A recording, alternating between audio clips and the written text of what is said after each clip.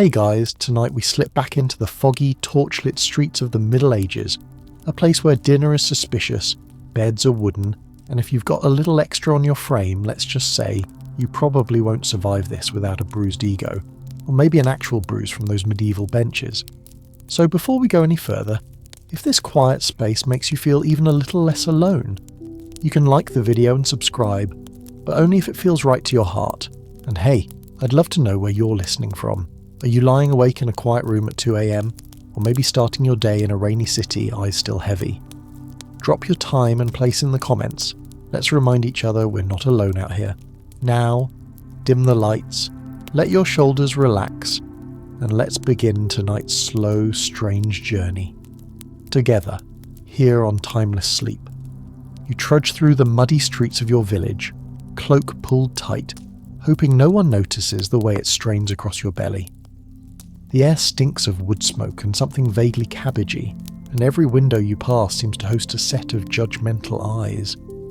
In the Middle Ages, to be anything other than lean and wiry is practically a scarlet letter. Only, instead of embroidery, it's your own body doing the advertising. Most folks around you are thin, sometimes painfully so because famine is a regular visitor. Bread lines are longer than your patience, and even the rich have to plan for lean years. If you're carrying extra weight, it's not just noticed, it's interpreted. Historians still argue whether being fat in medieval Europe ever meant you were well off or just unlucky, but the common attitude? If you're hefty, you must be greedy, lazy, or, heaven forbid, cursed by God himself. After all, gluttony is one of the 7 deadliest sins, and your double chin is basically a wanted poster for spiritual crime. Let's paint the scene. It's market day. You squeeze through a crush of bodies, farmers bartering, pigs squealing, children darting underfoot, and you catch a snippet of conversation. "She eats well, that one," a woman mutters behind her hand, eyes fixed on you. The implication is clear. In a world where most bellies rumble with hunger, your roundness is practically criminal. A little voice in your head jokes that you're a walking, jiggling billboard for bread. But the laughter dies when you remember that in medieval society, food isn't just nutrition. It's morality, status, and reputation all bundled together. Eat too much, and you're not just fat, you're failing your community. And yet, here's the weird twist. Among the absolute elite, the handful of lords and merchants rich enough to ignore famine, plumpness is occasionally seen as a sign of prosperity. But that doesn't translate down the social ladder. For the rest of the population, carrying extra weight is suspect, especially for women. Some chroniclers do write about well-fed monks or abbots, usually to mock them as gluttonous hypocrites. Brother Stephen's belt no longer fits, someone jokes at dinner, and everyone laughs, but you're not laughing. You're checking to see if your own belt can be loosened one more notch without drawing attention. A mainstream historical fact. The medieval church regularly preached sermons about gluttony, warning that an overfull belly led to all sorts of spiritual and physical decay. Artwork from the period, manuscript margins, stained glass, even tapestries, often showed the sin of the flesh as a round, piggy figure, cheeks full of food, eyes closed in mindless pleasure. The message? God sees your midnight snack, and he is not impressed. It doesn't help that for most people your body's open for public comment. Your mother clucks her tongue and tells you to eat less. The local baker gives you a knowing look when you buy that extra honey cake. Sometimes you wonder if your reputation enters the room before you do, whispering rumours about your supposed midnight feasts. After all, medieval towns are small, gossip is cheap, and people are bored. Let's not forget the quirky tidbit. While most medieval folks worried about getting enough to eat, some eccentric diets existed specifically to treat largeness. There are records of people drinking vinegar, wearing tight leather belts to compress their middles, or even stuffing themselves with pungent herbs like sage and wormwood, because someone's grandmother swore it melted the fat right off. Spoiler, it didn't, but it did make you extremely unpopular at group prayers. Historians still argue whether these home remedies were actual attempts at health, or just creative new ways to suffer. Some say the harshest treatments came from the upper class, desperate to maintain the svelte look of royal courts. Others insist it was ordinary village wisdom, passed down from neighbour to neighbour, usually with a little side-eye. Everyday life is a minefield of reminders that your body is wrong. Even walking becomes a kind of theatre, one where every step is scrutinised for excess bounce. "Don't break the bridge," a boy yells as you cross a plank over the muddy stream, and you're supposed to laugh along, but it stings. You learn to walk quietly, to move carefully, to never sit first on a creaky bench. The anxiety becomes background noise, humming beneath every moment, every breath. And here's a cruel irony. When famine finally arrives, and it will, you might outlast your neighbours. Your extra stores, built up over anxious winters, could carry you through the worst. But does anyone thank you for it? Number instead. They'll whisper that you hoarded food, that you must have taken more than your share, that your survival is further proof of your greed. It's the ultimate no-win situation. Now let's take a quick detour into the secret language of medieval portraits. If you're unlucky enough to have your likeness painted, the artist will do everything possible to fix you, soften your jawline, slim your figure, narrow your hands. Being immortalised as you are is considered almost offensive. Art is supposed to inspire, not, well, accurately record. No matter your station, the message is clear. Thin is in, and you're on the wrong side of history. But let's laugh at one more absurdity. The medieval equivalent of diet advice columns. There are treatises written by doctors, usually men who've never struggled with hunger a day in their lives, offering helpful tips like avoid pears, which increase fleshiness, or do not drink beer with supper. If only someone had invented kale smoothies. There's even a widely circulated belief that sleeping on your back will cause your stomach to rise, so best to sleep upright and hope gravity does its work. One Parisian physician recommends walking briskly after every meal, but not so briskly that you spill your wine. Sensible, I suppose, if you like your exercise with a side of spilled Cabernet. In truth, most medieval people would rather joke than sympathise.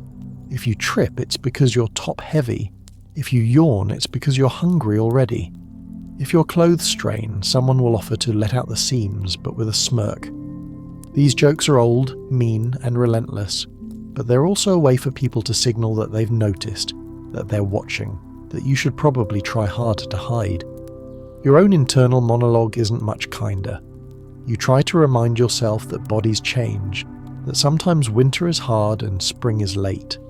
You try to imagine a future where people don't judge by size, but by character. But in the here and now, you can only blend in so much. Sometimes you fantasize about running away to a distant town, where no one knows you, where you can be just another face in the crowd. But even then, you'd have to cross the mountains, and trust me, those pack animals weren't built for comfort.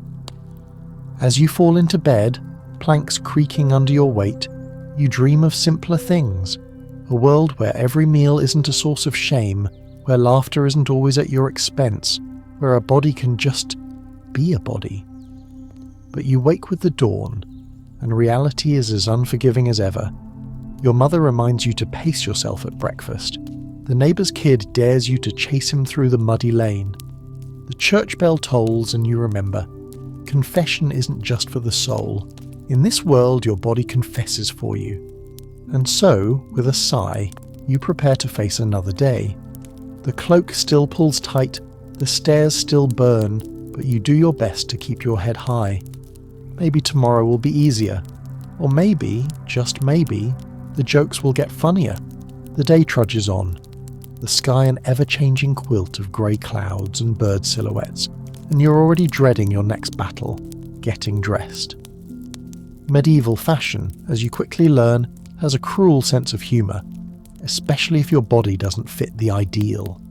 In this world, loose comfy sweatpants don't exist, and every layer of fabric seems like it was invented by someone who secretly hated comfort. Let's talk about clothes, because fashion's grip on your waistline isn't just physical, it's psychological warfare with the laces and linen. Your first challenge is the chemise, a sort of linen undershirt cut to fit close to the skin. If you're lucky, it's roomy. If not, it's a daily reminder of every extra pastry you ever dare to eat. There's no elastic, no forgiving stretch, just seams that protest as you wriggle into them. Over that goes the kirtle or tunic, pulled tight with a belt that's supposed to define your figure, which, in your case, means display it for public commentary. If you're of higher status or dressing up, things get even more absurd. Men squeeze into hose, think itchy medieval leggings, and women wrangle with bodices so tight you're halfway to fainting before you even reach the breakfast table. Mainstream historical fact. Tailoring wasn't as custom as you might hope. Most garments were made to rough measurements, often shared by siblings or even the whole household. A tailor's job was to make it work, not make it flattering. If you grew, the seams might be let out, once, maybe twice, before you were just out of luck. If you needed something bigger, well, you might be offered a length of rope to use as a belt. Medieval thrift was legendary, but so was its cruelty. The pressure ramps up during feast days or holidays. Everyone's expected to don their best, and for the well-fed, that means wrestling yourself into doublets or gowns that were clearly designed by optimists. Women lace up stays so tightly that breathing is optional, while men try to flatten their stomachs for the ever-popular codpiece, a fashion statement that historians still debate with equal parts horror and delight. Some scholars argue that padded styles were a secret blessing for heavier folks, hiding lumps beneath layers. Others say these trends made things worse, drawing even more attention to the bodies inside. Now, for a quirky tidbit, the most elite, fashion-obsessed lords sometimes took things even further. There are stories of men and women commissioning elaborate slimming illusions in their clothing, vertical stripes, exaggerated shoulders, strategic embroidery. One especially vain duke was rumoured to have his portrait painted in a doublet laced so tight he could barely sit. Also, he'd look trim for posterity. The painter, no doubt, had a quiet laugh as he watched his subject try not to pass out. If you're working class, things are both better and worse. You have fewer clothes, maybe 2 tunics, one for work and one for best, and there's no hope of hiding your shape. Your fat is just as visible when you're bent over in the fields as when you're kneeling in church. Jokes about splitting your seams aren't just for court jesters. Even your friends get in on it, ribbing you as you patch yet another pair of hose. Historians still argue whether these humiliations were just jokes or a way of enforcing social order. Some point to sumptuary laws, those strict rules about who could wear what, based on rank and occupation. These laws were supposed to keep the classes separate, but in practice they also singled out anyone who didn't fit. If your body required more fabric, you might even have to pay extra. Imagine that, being taxed for being yourself. Talk about adding insult to injury. But let's get to the most dreaded part of medieval dressing: public scrutiny. There's no hiding in baggy hoodies or oversized tees. If your laces strain or your hose split, everyone sees. There's no private mirror time. Your flaws are paraded out for neighbours, friends, and the occasional rude stranger. Sometimes a seamstress will shake her head, sighing, "I'll need more cloth next time." Her meaning is clear, and everyone within earshot hears it too. You might even find yourself the subject of street entertainment. Mummers and minstrels, always on the lookout for fresh material, love a fat joke. Picture this. You're at a village festival, trying to enjoy the maypole when the performers start a skit about a portly merchant whose clothes pop open during a dance. The crowd roars, and for the rest of the week children call you by his name. It's meant to be funny, but it stings. Especially when it's your tunic that threatens to split next. A modern aside here, imagine telling a medieval person about yoga pants. They stretch, they'd gasp, eyes wide. You can sit down and still breathe? The concept would blow their woolen socks off. By the end of the day, your body aches, not from hard labour, but from the constant squeeze, pinch and pull of your clothing. Your mind aches too from dodging barbs and sidelong glances. Some nights, you loosen your belt just a bit and imagine what it would be like to wear whatever you want, whenever you want. But for now, you pull your cloak tighter, hoping to hide in plain sight. It never works. The cruelty of medieval fashion isn't just about discomfort, it's about power. Clothes are status. and when you don't fit, you're reminded every day that you're less than. The world says, "We see you," and not in the warm, fuzzy way.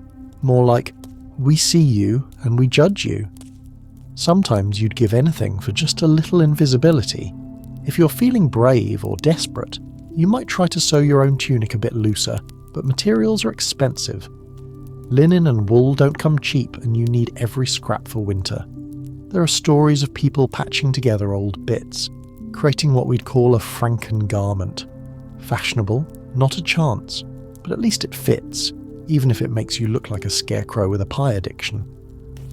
You develop little tricks, standing at the edge of crowds so no one can comment on your profile, keeping your cloak draped just so, hiding the most offensive bulges, walking slowly so your tunic doesn't ride up. It's a performance, and you are both the actor and the audience, always watching for the next wardrobe malfunction. But the harshest moment comes during church. Everyone's expected to wear their best, and for the well-fed, that means wrestling yourself into doublets or gowns that were clearly designed by optimists. If the priest is feeling especially preachy, he might even point out mid-sermon the sin of excess. You sit there, sweating, wishing you could disappear. The pew is narrow, the bench hard, and you feel every splinter pressing into your side. Even love isn't immune to the tyranny of fashion. If you're looking for a sweetheart, your chances drop every time your seams strain. Lovers are supposed to be slender, pleasingly formed, easy to twirl on the dance floor. You try once to join in a festival reel, but your hose split mid-spin and everyone laughs. The memory burns for years, and still, you wake up every morning and do it all over again. You struggle into your clothes, brace yourself for comments, and try not to let the shame swallow you whole. Sometimes, you even find a moment to smile. Maybe when the chickens escape and everyone forgets about you for a second, or when the neighbour's cat gets stuck in a tree and you're the only one tall enough to rescue it. Let's not forget, even the nobility weren't immune to fashion's cruelty. If you were a queen or a duke, the expectation was even higher. Portraits were supposed to flatter, not reveal, so artists painted you thinner than you really were. There are records of noblewomen refusing to appear in public until their gown fits just right. One famous countess reportedly fasted for a week before a royal ball, only to faint halfway through her entrance. The lesson? Appearances mattered, sometimes more than reality. But historians still argue whether any of this mattered to the people who wrote the rules. Did they really care about health? Or was it all about control? Was the ideal body type a reflection of actual taste, or just another way to separate us from them? Some say the obsession with thinness was tied to the rising influence of the church, which equated physical restraint with spiritual purity. Others blame the courts, where fashion set the tone for everyone else. No matter the reason, the result was always the same. Your body was up for discussion, and you rarely got the last word. Some nights, as you lie awake listening to the wind rattle the shutters, you wonder what it would feel like to be admired for something, anything, other than your size. And still, there are moments of small rebellion. Maybe you add an extra pleat to your tunic, just because you like the way it sways when you walk. Maybe you sneak a sweet roll and eat it in the orchard, where no one can see you. Maybe you patch your hose in bright blue thread, turning your flaw into something almost bold. These tiny acts of defiance help you survive, even when the world seems intent on squeezing you into a mould that never fit. At the end of the day, you peel off your layers and stretch, letting your body breathe. The fire crackles, the room grows warm, and for a few minutes, you can pretend the outside world doesn't exist. The pressure of laces, belts, and judgment melts away, replaced by a gentler silence. Tomorrow you'll wake up and do it all again. But for now, you close your eyes and dream of a future where clothes fit the person, not the other way around. Where fashion is a celebration, not a punishment. And where, finally, you can walk through the market with your head held high, without a care for seams or stares. You're up before dawn, as always, when the rooster crows like it's got something to prove. Today promises the same daily ordeal. one you can never quite escape: eating in public. Because in the Middle Ages, food isn't just food. Every bite is watched, measured, judged. Dining becomes a theatre of manners and morality, and when you're heavier than the norm, every mouthful feels like evidence against you in a trial that never ends. You take your seat at the long communal table, wood-worn smooth by generations of elbows. The first rays of sunlight slant through the shutters, casting stripes across the faces of your family and neighbours. Everyone eats together, workers, masters, servants. Nobody escapes the group meal. And here, you're on stage. The crust of bread in your hand, the way you butter it, even how quickly you chew, all open to public scrutiny. The thinner folks next to you tear tiny pieces and nibble, as if the food might run away. You, on the other hand, are hyper-aware of every motion, afraid to appear too eager, too hungry. Someone coughs and glances your way. You pause, pretending to listen to the old man's story about last year's drought. A little voice in your head jokes, if they gave out prizes for the slowest chewer, you'd win by a landslide. Too bad that wouldn't help your reputation. Here's a mainstream historical fact. In most villages there wasn't much to eat. Gruel, black bread, maybe some turnips or cheese if you were lucky. Feasts were rare, reserved for holidays or weddings, but the expectation remained, moderation at all times. The church preached against gluttony from every pulpit. Overindulgence, even on something as plain as porridge, was seen as a slippery slope to other sins. That sermon you heard on Sunday, the one about feeding both body and soul, you know the subtext was really, watch how much you take. If you're wealthy, the situation gets weirder. On one hand, people expect you to be a little plumper. After all, a round face signals that you're above the struggle of daily hunger. On the other, everyone loves a scandal. If a nobleman is seen reaching for seconds, the gossip mill churns. He's getting soft, must be lazy. Too much roast goose and not enough holy fasting. The line between abundance and excess is thin as a wafer, and if you trip, you're fair game. There's an extra layer of discomfort when guests are present. The rules multiply. You're supposed to take the appropriate amount, never the biggest slice of meat, never the last hunk of cheese. If you finish before others, you're greedy. If you eat too slowly, you're holding everyone up. A servant walks around with a pitcher of ale, refilling mugs, and you hesitate to accept more, knowing someone will notice. Historians still argue whether these rituals were designed to encourage sharing or simply shame those who didn't fit in. Some say it was all about scarcity, about teaching the value of every crumb. Others point out that public meals were also power plays. The head of the table signals status, but so does the ability to show restraint. Either way, you're always second-guessing yourself, wondering how you're being read. Here's a quirky tidbit. The great hall feasts of the nobility are legendary now, all swan pies and rivers of wine. But for the average person, banquets were few and far between, and usually more awkward than opulent. Imagine gnawing on a tough piece of beef while a minstrel makes up a song about how much you can eat. Or the Lord's fool pointing and shouting, "Save some for winter," as you reach for another helping.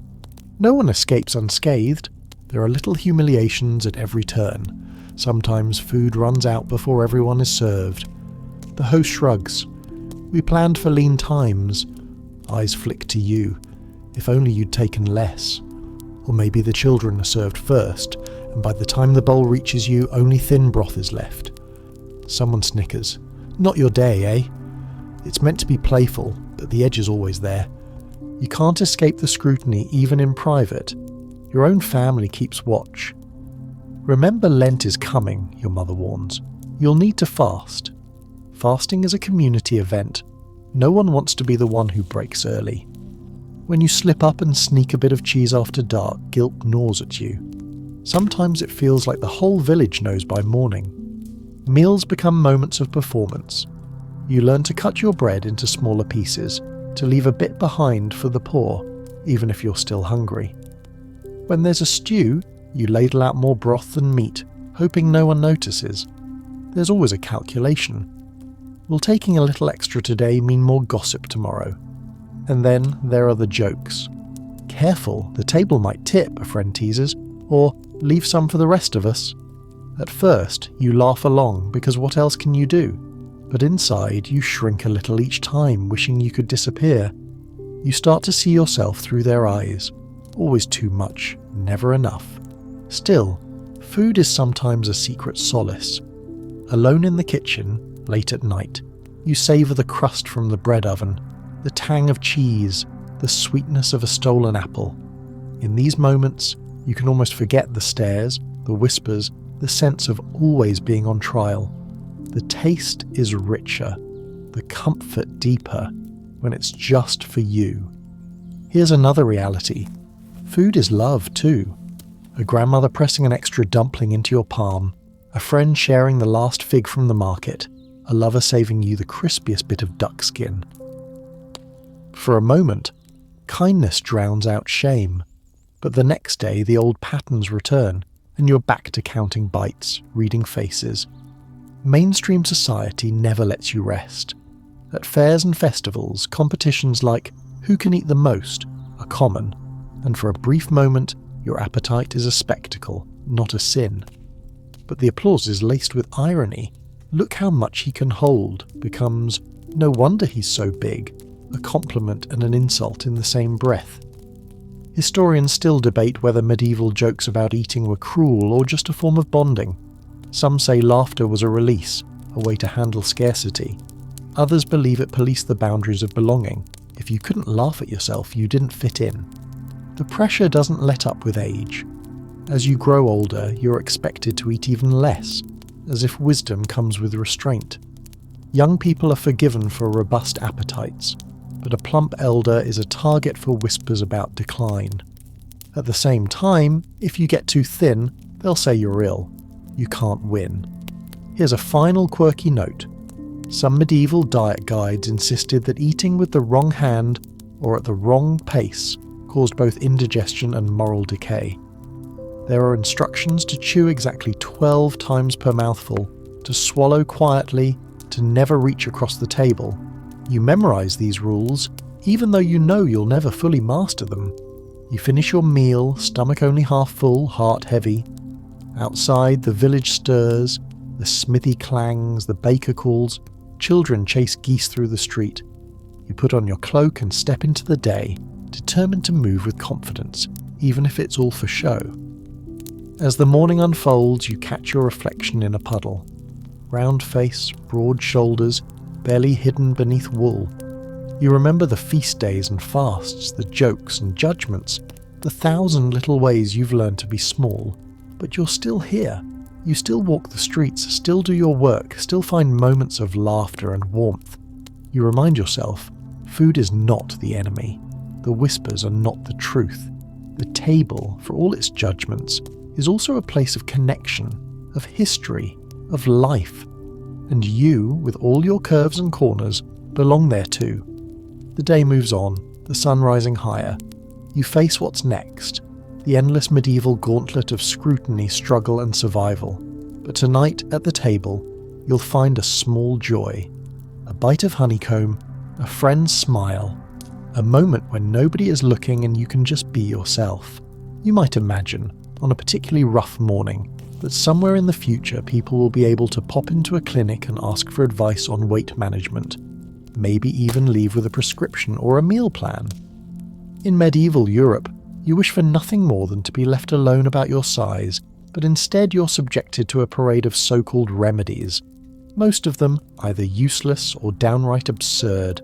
Let's start with the basics. The medieval medical establishment isn't really an establishment at all.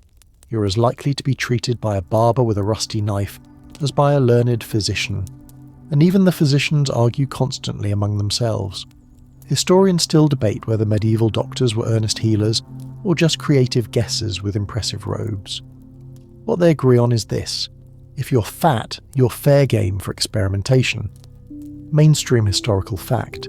Medieval medicine is based on the ancient Greek theory of humours, 4 fluids sloshing around inside your body, and if you're too heavy, you're probably suffering from an excess of phlegm or black bile. The solution? Bleed you, of course. Or maybe they'll try to sweat it out of you. there's a good chance that by the end of the year, you've lost more blood to leeches and blades than to actual injuries. It gets weirder. Some doctors recommend a steady diet of bitter herbs, wormwood, horehound, or something even nastier, always boiled into a potion that tastes like regret. There's a widely circulated recipe for fat-melting water, equal parts vinegar, onion juice, and a dash of honey, drunk before sunrise. Does it work? Only in the sense that it makes you wish you'd never been born. But your neighbour swears by it. She claims her cousin's uncle's sister lost 3 stone just by drinking it every day, and then died of unrelated causes. That part is always whispered.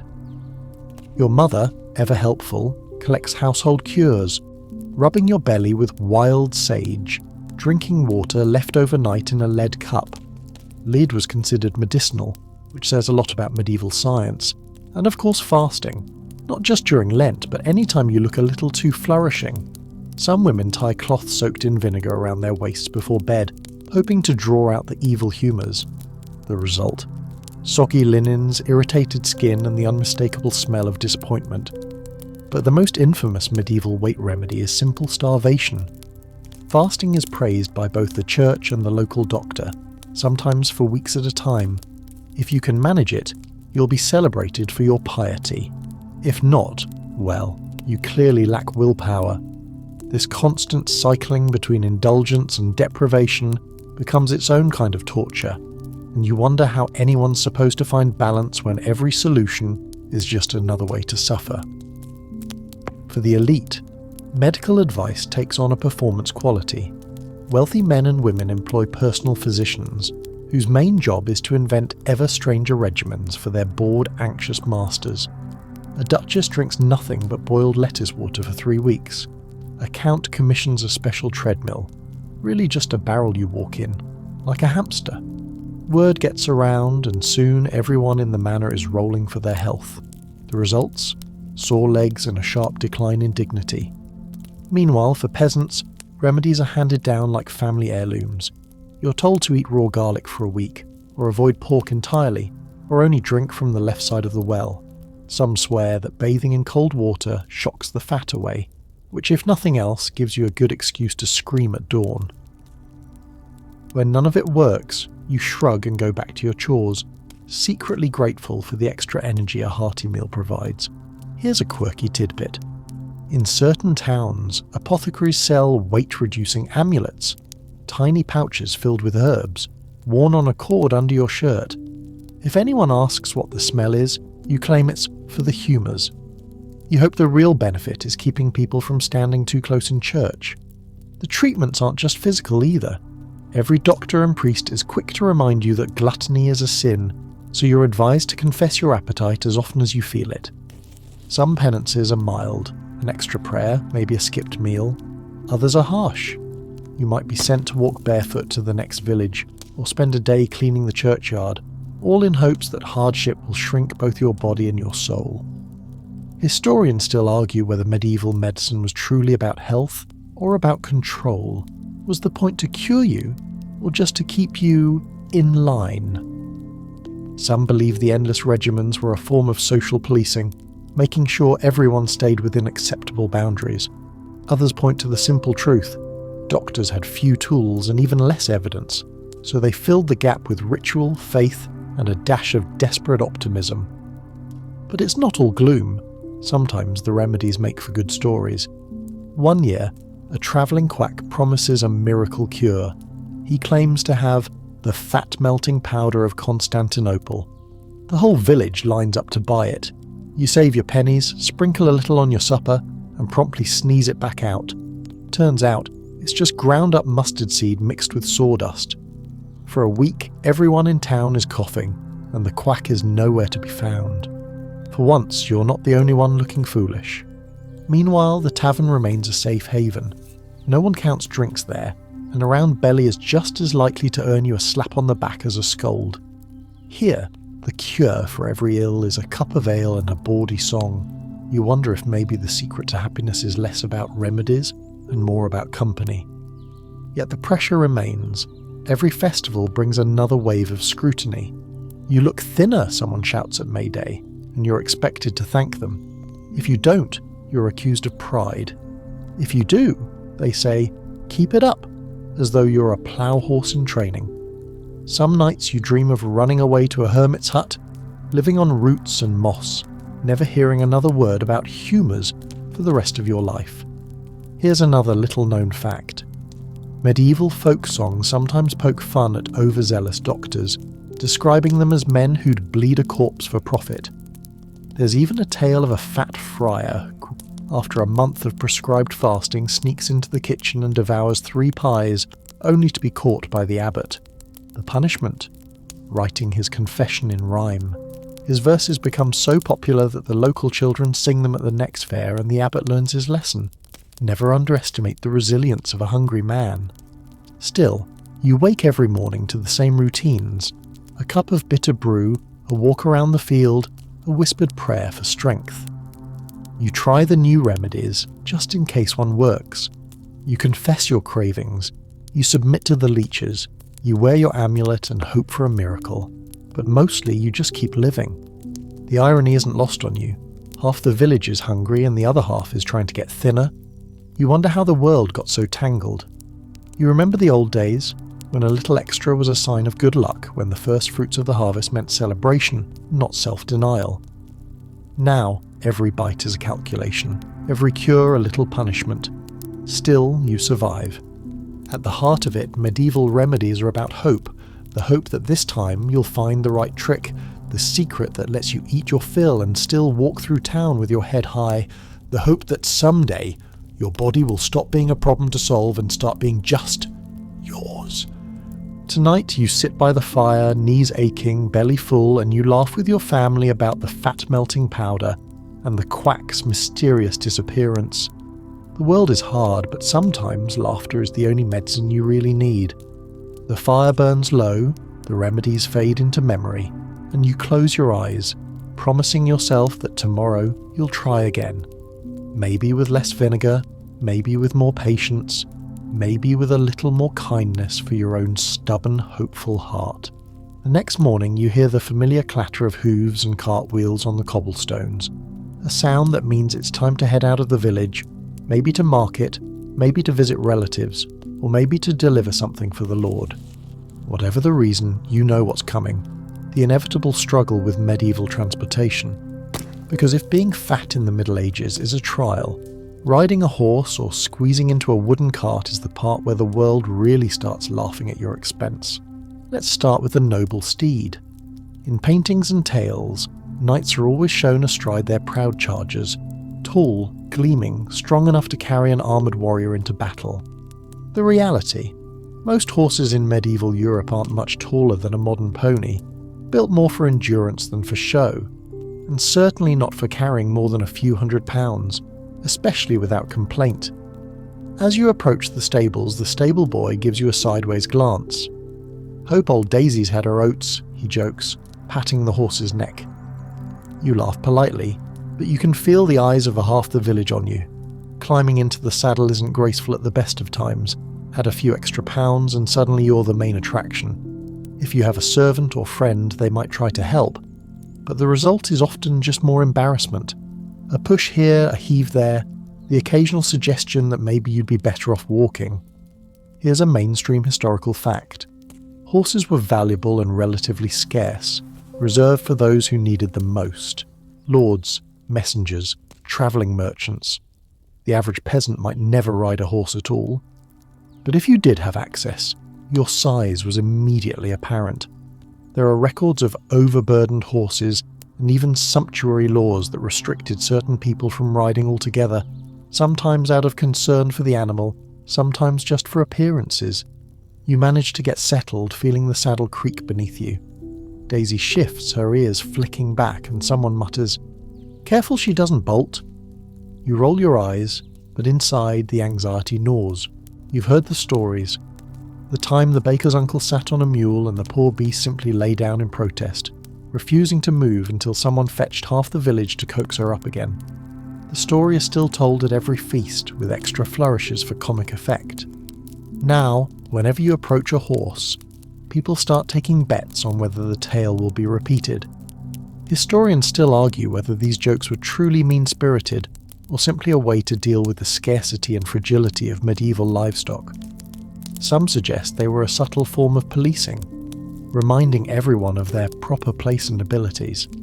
Others think it was just human nature, finding laughter where life was otherwise so hard. Travel by cart isn't much better. Wooden carts are built with narrow seats and hard planks, all angles and splinters. If you're lucky, there's a little straw thrown in for comfort. If not, well, you grit your teeth and try to balance as the cart bumps and jolts over every rut in the road. The driver, often your neighbour or a hired hand, will sometimes sigh theatrically when you climb aboard, complaining about the extra weight slowing the horse or risking a broken axle. Here's a quirky tidbit. In some places, people believe that a cart or carriage blessed by a particularly heavy rider would never break again, since it had survived the worst. There's even a folk saying, if it holds you, it'll hold anyone, which is funny until you're the you they're talking about. You try to make yourself smaller, folding your arms, tucking your knees, but it doesn't really work. If you're travelling with others, you're expected to sit at the back or maybe walk alongside if the road is rough. No one ever says it outright, but everyone knows. Give the old mare a break, someone chuckles, and you pretend not to hear. Journeys are slow, uncomfortable, and never private. Every bump in the road jolts you against the wooden rails, and by the time you reach your destination, your hips are bruised and your patience is gone. Yet you do it because you must. There are things to buy and sell, messages to deliver, and life goes on, no matter how many jokes or splinters you collect along the way. Now, if you happen to be of noble birth, things take a slightly different turn. Wealthier families sometimes commission special saddles or padded seats, making the ride more comfortable, but also more obvious. The elaborate leatherwork, extra padding, and wider girth straps are all silent announcements of your problem, and the servants gossip about who needs what and why.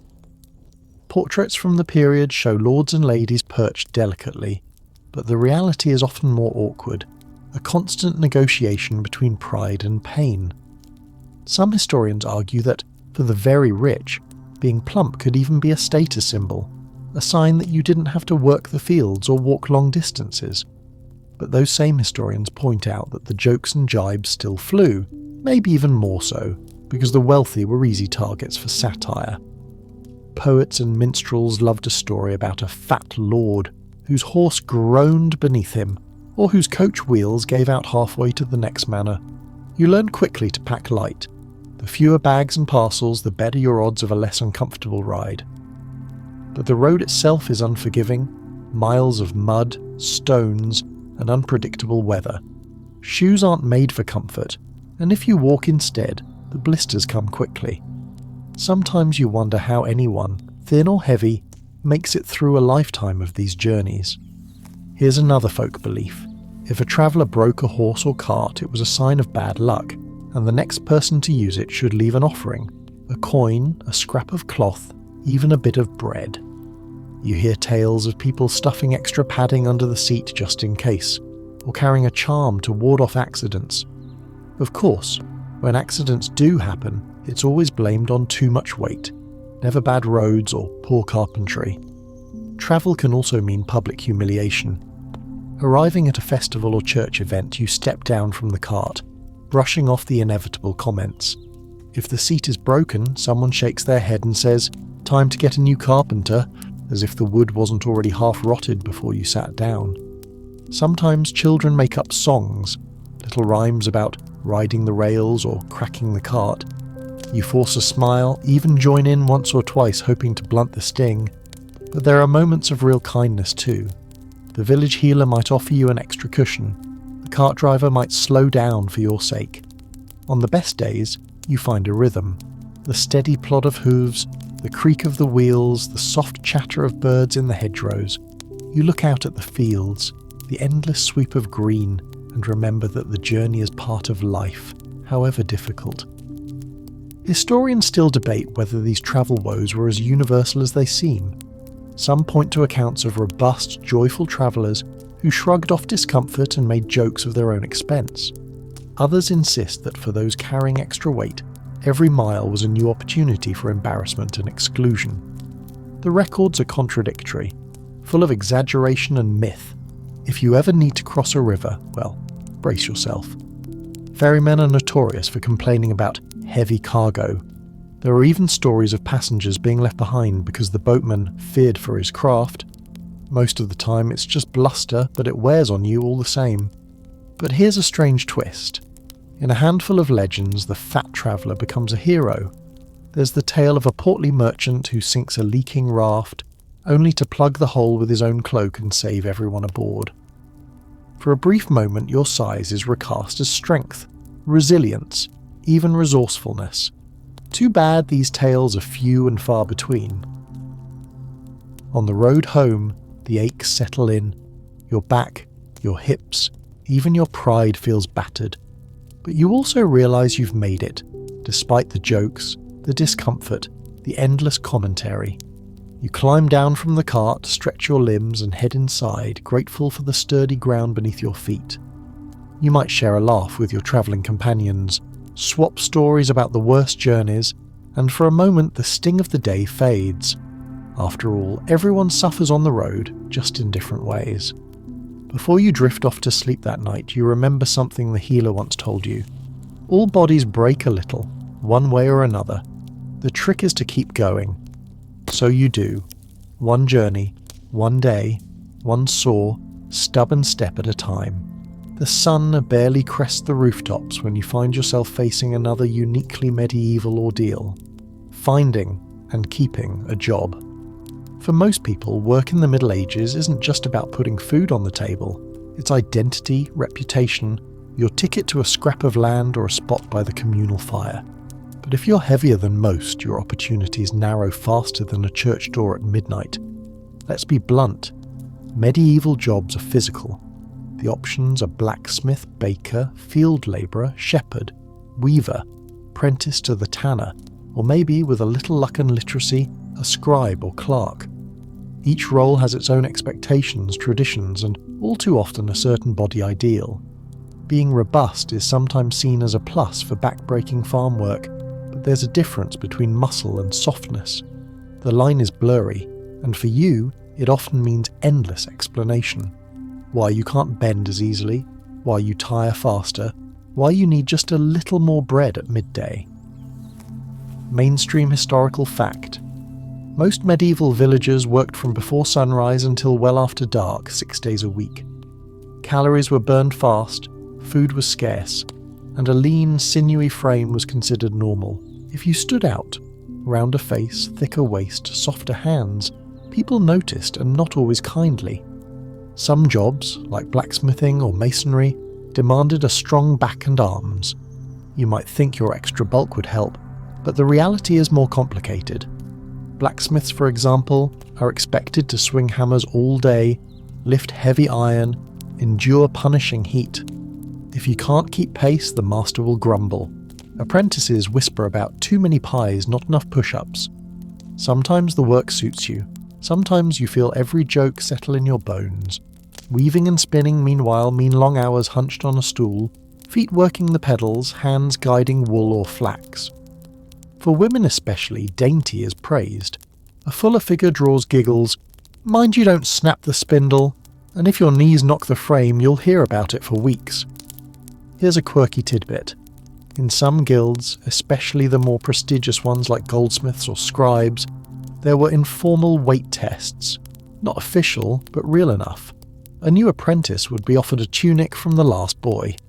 If it didn't fit, a raised eyebrow and a quiet word might follow. One guild in London supposedly required all members to fit the master's bench, a narrow wooden seat, without breaking it. Who knows if it's true, but the story survives. Historians still argue whether these customs were practical or just a way of policing social boundaries. Was it about protecting scarce resources, seats, clothes, tools? Or was it another excuse for gatekeeping, making sure only the right sort made it inside? If you try for less physical work, maybe as a scribe, clerk, or minor church official, you meet different hurdles. In theory, brains matter more than brawn. But even here, there's judgment. A sharp mind, but a dull body, someone says. If you're slower to rise, slower to kneel at prayer, slower to fetch the master's ink, your body becomes an easy scapegoat. People love a story about the lazy clerk, dozing over his parchment, ink-stained and chubby. Sometimes your size becomes your job. Town criers, for example, are picked for their loud voices and commanding presence. There's a certain pride in booming news from the steps of the church. But even then, jokes abound. We heard you coming before we saw you. If you're chosen as the inn's bouncer or the Lord's doorkeeper, your bulk is both your shield and your shackle. When the job's done, you're still the subject of whispers. He blocks the doorway as well as any bar. And then there's the invisible labour. Childcare, mending, brewing, market selling. All necessary, all unglamorous, and all subject to the same scrutiny. If you bake bread, customers watch your portions. If you tend sheep, shepherds tease that the flock is slimmer than the shepherd. In the market, every merchant hawks their wares with an eye on who buys the most, who eats the samples, who lingers at the sweet stall. Sometimes, a generous customer presses a tart or sausage into your palm with a wink. For luck, friend. Other times you're told, leave some for the rest of us. Here's an odd reality. If you ever lose weight, you'll be the focus of a different kind of attention. Sickly, someone whispers. Wasting away?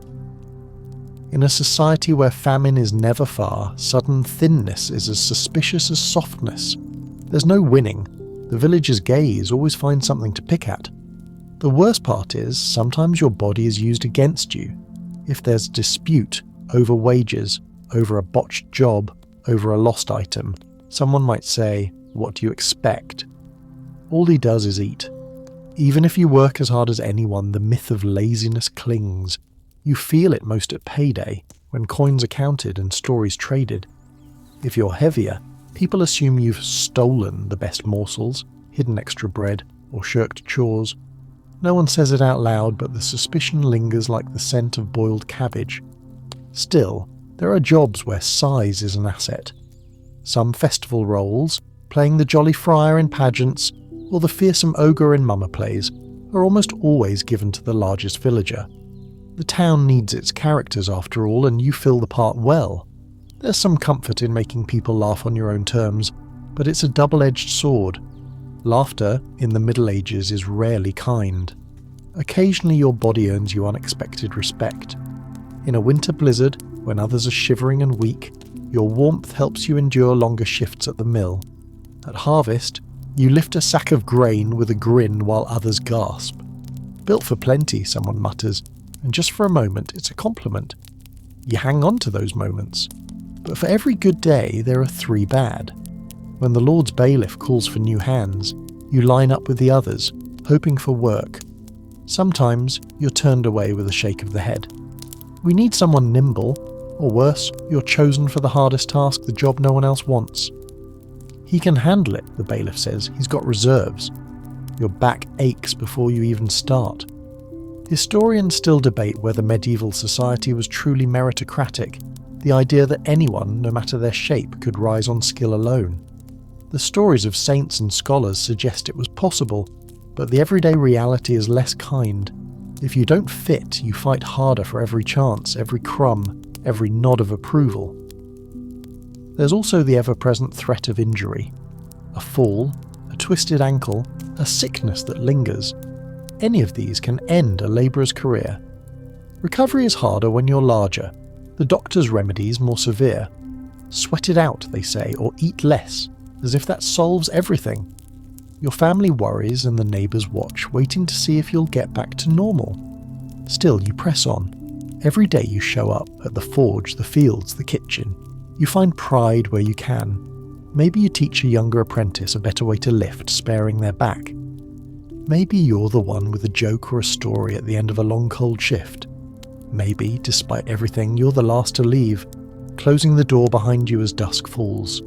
And sometimes when the stars are out and the world is quiet, you dream of a different job, a different place, a life where your body isn't the first thing people see.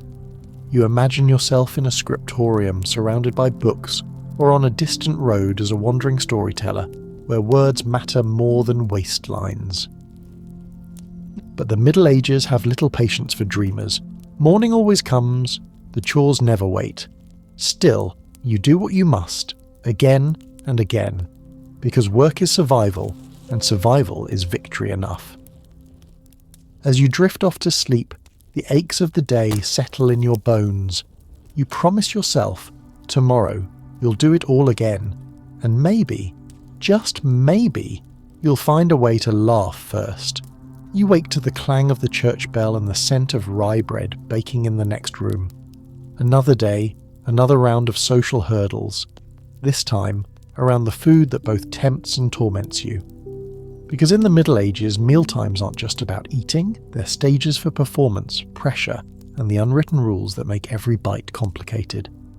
Feasts and fasting. Two sides of the same coin, both rigged against anyone who doesn't fit the ideal.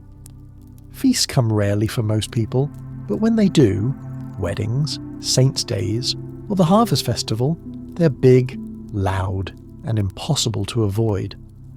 Everyone crowds into the great hall or the village square, tables groaning with pies, roast meats, bread, and ale. The Lord sits at the head, dishing out slices, and you do your best to take just enough. Enough to not seem greedy, but not so little that people ask if you're ill. Because in a world where everyone watches, the amount on your plate is another kind of reputation. Here's a mainstream historical fact. In medieval Europe, feasts were structured with strict rules about who sat where, who got the best cuts, and how many courses you could expect. The trenchers, slices of stale bread used as plates, often went to the poor after the meal. Everything was hierarchical, ceremonial, a microcosm of society itself. At these banquets, you quickly become self-conscious. If you laugh too loudly, someone says it's because you've had too much wine. If you go back for seconds, a cousin jokes, "Saving for the winter?" The musicians play on, the dancers swirl, but your mind is tallying every glance, every raised eyebrow. The pressure is enough to dull your appetite, though you force a smile and nibble when offered. Your hands shake a little, not from hunger, but from wanting to fit in. For the rich, feasts are more frequent, but the rules are even stricter. The dishes are richer, swan, boar, pottage thick with spices, and the scrutiny sharper. Women especially must eat with delicacy, never taking the last bite, never letting grease stain their fingers. If you're plumper than fashion allows, your choices are dissected by the sharp tongues of ladies-in-waiting. Sometimes, a well-meaning friend leans over and whispers a diet tip. Cress in your wine, it cuts the humours. You nod politely and dream of escaping to the kitchen, where the cooks laugh and lick their fingers with abandon. Historians still argue whether such rituals were meant to control or protect. Was the emphasis on moderation about fairness, or was it just another way to shame those who didn't fit the mould? Some say the rules helped stretch precious food. Others claim they reinforced the power of the hosts, their right to decide who was enough and who was too much. Between feasts, of course, comes fasting. Not just at Lent, though Lent is a season-long ordeal, but dozens of other holy days too. Wednesdays, Fridays, eves of saints' days. The rules are clear. No meat, little fat, sometimes no food at all until sunset. The Church says fasting is a path to virtue, a way to discipline the body and humble the soul. You're told that a lean body means a clean conscience. When you're heavy, even the little fasts feel like public confession. Here's a quirky tidbit. Some clever cooks invented fake foods for fasting. Meatless sausages made from fish, butter from mashed peas, almond milk to stand in for cow's milk. The wealthy get around the rules with expensive imports and creative loopholes, but for most, it's just hunger. You chew tough bread and wish for the next feast, knowing it will come with its own burden. Fasting isn't just about what you eat. It's about what others see. Your family watches closely. Is he really skipping breakfast? Did she sneak a bite when nobody looked? Neighbours gossip about who's failing at piety. If you lose weight, you're praised. If you don't, someone mutters about secret indulgences. Sometimes you wonder if people would rather see you faint from hunger than look the same week after week. Historians still debate how seriously people took the fasts. Was everyone really so devout? Or did most folks quietly bend the rules? Parish records hint at a thriving black market in eggs and sausage, but the sermons never let up. The message is clear. Virtue is measured by self-denial, and self-denial is always visible on your body. Feasts and fasts blend together, a cycle of plenty and want. On feast days, you're expected to celebrate, but not too much. On fast days, you're supposed to suffer, but not visibly complain. Your body becomes a signpost for everyone else's anxieties, a reminder of scarcity, excess, luck and failure all at once. A modern aside, imagine a world where every meal is broadcast to your entire social circle, every plate, every portion, every morsel judged and remembered. That's medieval life. Except there's no turning off the comments, no logging out. Sometimes you find a moment of peace. A quiet meal by the river, a handful of berries snatched in the forest, a bowl of pottage with just the right amount of salt. For a moment, you're not a spectacle or a sermon illustration. You're just hungry and then full. The simplicity of it makes you smile, even if it never lasts. On the worst days, the hunger from fasting mixes with the shame from feasting. You feel stuck between two impossible standards. Never enough, always too much. You look at your reflection in the well and wonder if you'll ever be allowed to just be. But the world keeps turning. Another Saint's Day arrives. Another wedding is celebrated. You play your part, nod, smile, accept the scraps or the scolds. Sometimes you find small joys. A friend slipping you an extra roll, a child sharing their apple, the cook winking as she fills your bowl a little higher. You remember those moments. Savour them. Let them remind you that kindness can survive even in the most judgmental times. At night, as the candles burn low and the wind howls through the shutters, you let yourself hope that someday the cycle will break. That someday a full belly won't be a source of shame, and a little softness won't make you an outcast. Until then, you navigate the labyrinth of feasts and fasts, doing your best to keep your head above the waves. You drift off to sleep, stomach growling or pleasantly full, dreaming of a table where everyone has enough, and nobody has to perform for their place at it. Night falls, and you're left with another problem that most of your neighbours never think about: getting a good night's sleep. The Middle Ages aren't known for comfort, but for you, with a larger body, every bed is another battle. Every night a gamble between aches, whispers, and the groaning protests of crude furniture. The luxury of a bed that fits is for dreams, not reality. Let's start with the basics. The average medieval home, peasant or merchant, rarely features what we'd call a proper bed. For most, it's a wooden frame with rope or woven reeds, stretched across and topped with a mattress made of straw, feathers, if you're lucky, or sometimes old rags. A thick wool blanket, perhaps a fur, is thrown over the top. The mattress sags, the frame creaks, and the rushes on the floor aren't much help. Sharing is common. Parents, children, even a cousin or two. Privacy is a rumour, and space is at a premium. For someone with a broader frame, the first challenge is simple logistics. The beds are narrow, sometimes only 3 feet across.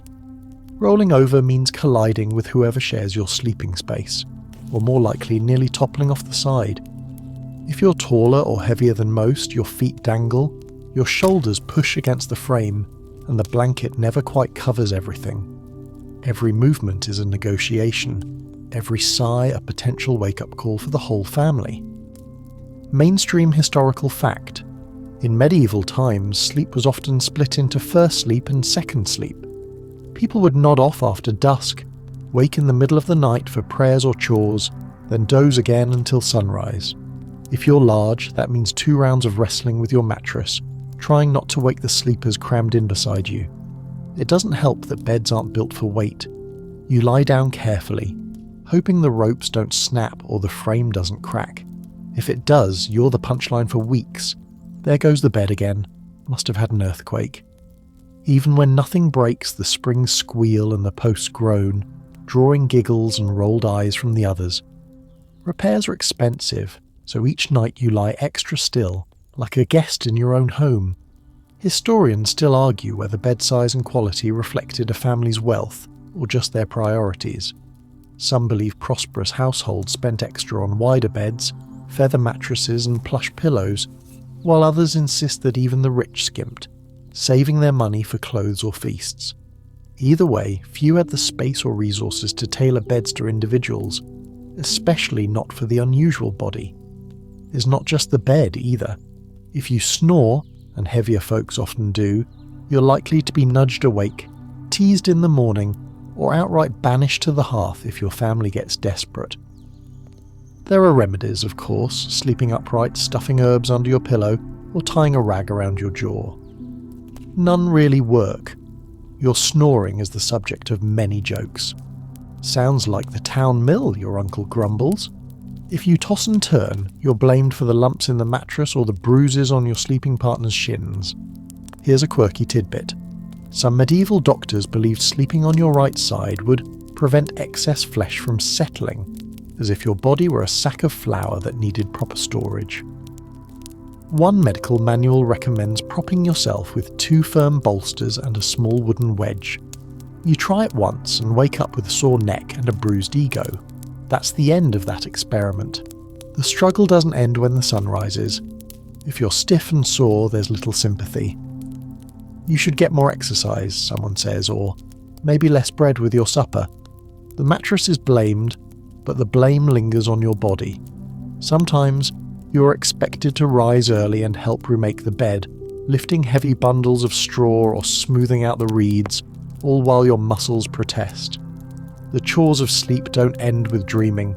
They continue with every uncomfortable morning. Travel brings new misery. Inns and guest houses are worse than home.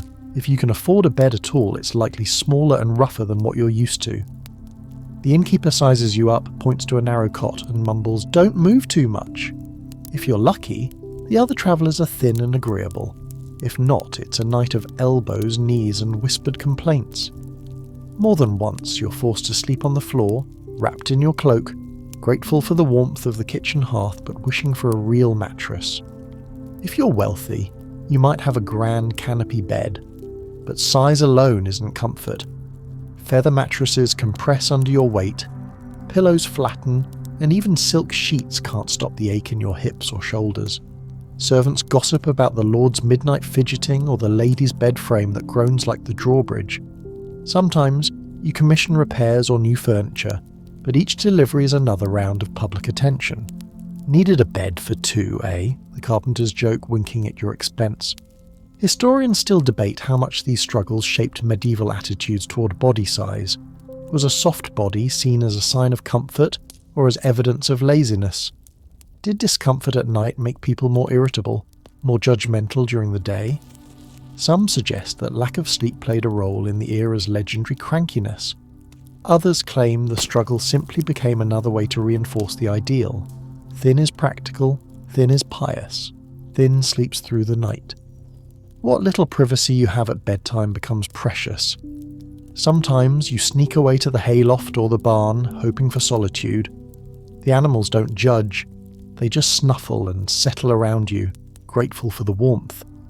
The straw is scratchy, but at least you can sprawl out, stretch and breathe without worrying about breaking something, or someone. For a few moments, you remember what rest is supposed to feel like. There are occasionally small acts of kindness. A mother tucks an extra blanket around your feet. A sibling swaps places to give you the edge of the bed. On cold nights, someone shares their pillow, their warmth, their patience. These moments make the rest of it bearable. Proof that love can survive even the narrowest mattress. But most nights you lie awake, listening to the quiet snores and shifting bodies around you. You count the cracks in the ceiling, the distant barking of a dog, the wind rattling the shutters. Your joints ache, your back stiffens, and you wonder if you'll ever know the luxury of waking up refreshed. Sometimes you envy the thin ones who twist and curl without a care, who fit anywhere and never have to apologise for the space they take. You wish, for just a night, to sleep without self-consciousness, without pain, without waking to another joke. Yet dawn always comes, and you rise again, determined to find rest however you can. Maybe tonight you'll find a better spot, or the bed will hold, or your dreams will be sweet enough to make you forget the aches.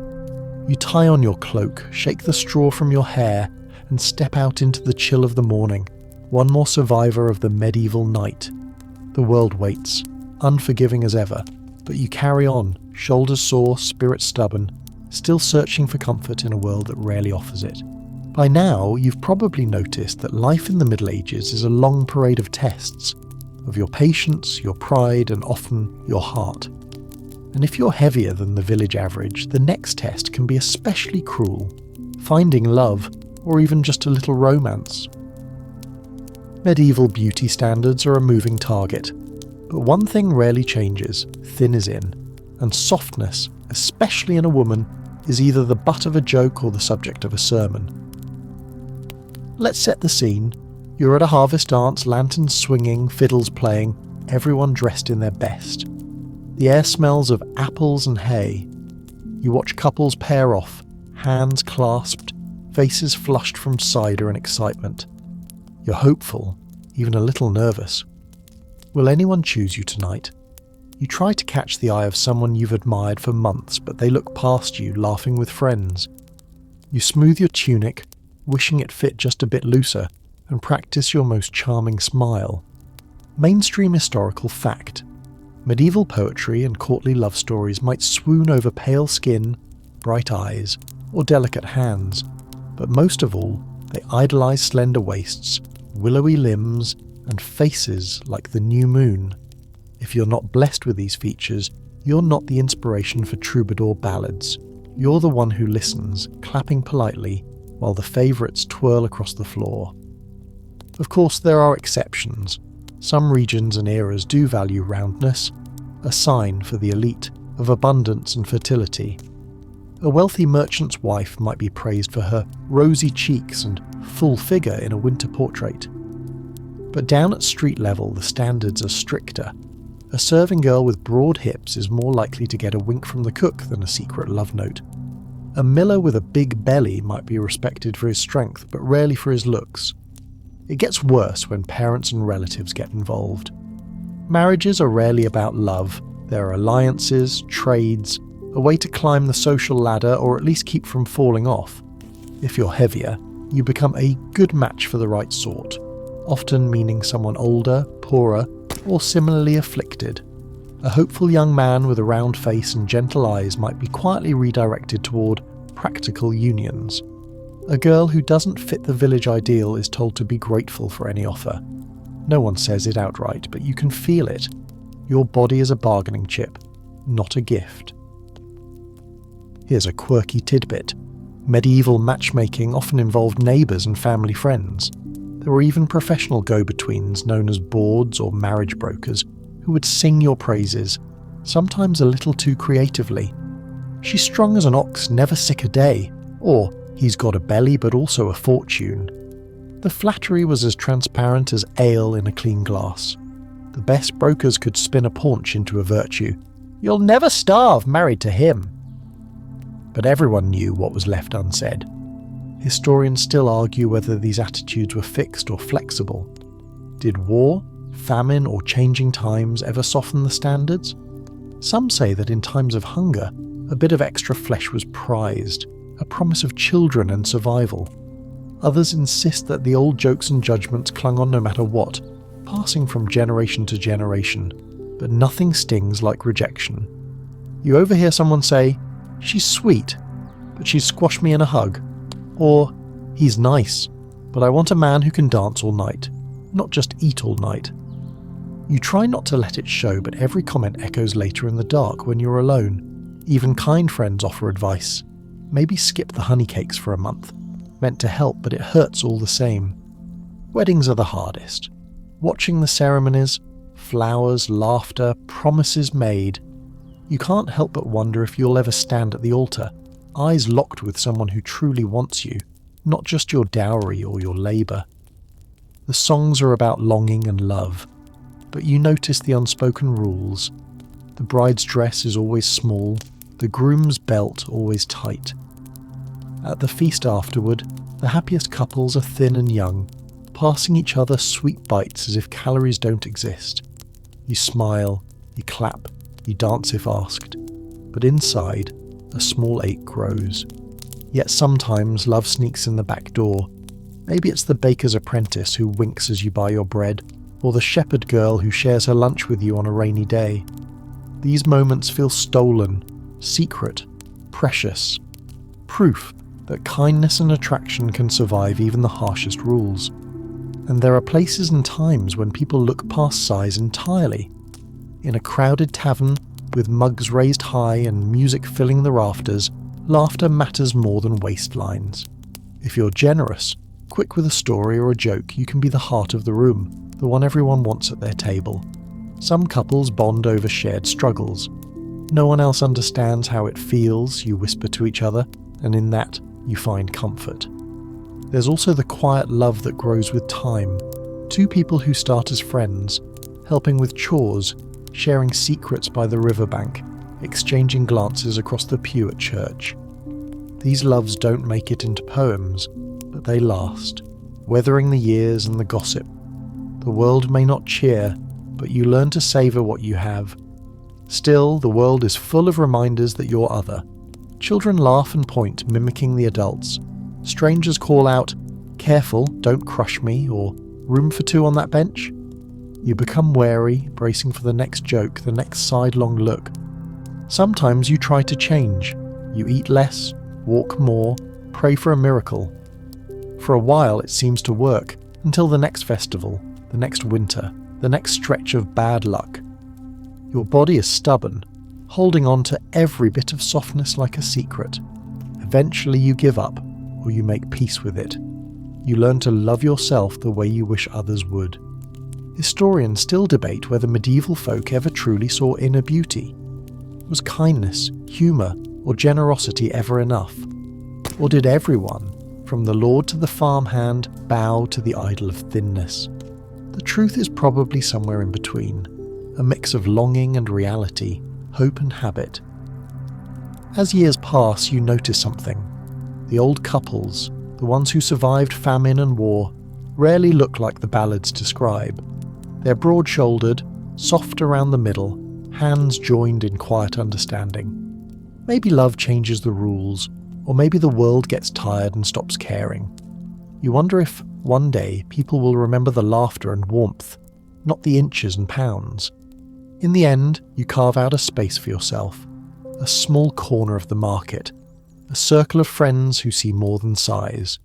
You dance, you sing, you fall in love in your own time, your own way. The world doesn't make it easy, but you find moments of joy, tiny victories that no one can take from you. On cold nights, you wrap yourself in a too small blanket and dream of a world where love isn't measured in inches or stones. You wake to another day, another round of tests, but something inside you is stronger. The ache of rejection becomes a song of survival, a reminder that you're still here, still hoping, still open to the possibility of happiness. Because even in the harshest times, love finds a way. Quiet, persistent, stubborn as spring grass. And sometimes, when you least expect it, you look up from your work, or your meal, or your sorrow, and someone is looking back with kindness, with understanding, maybe even with longing.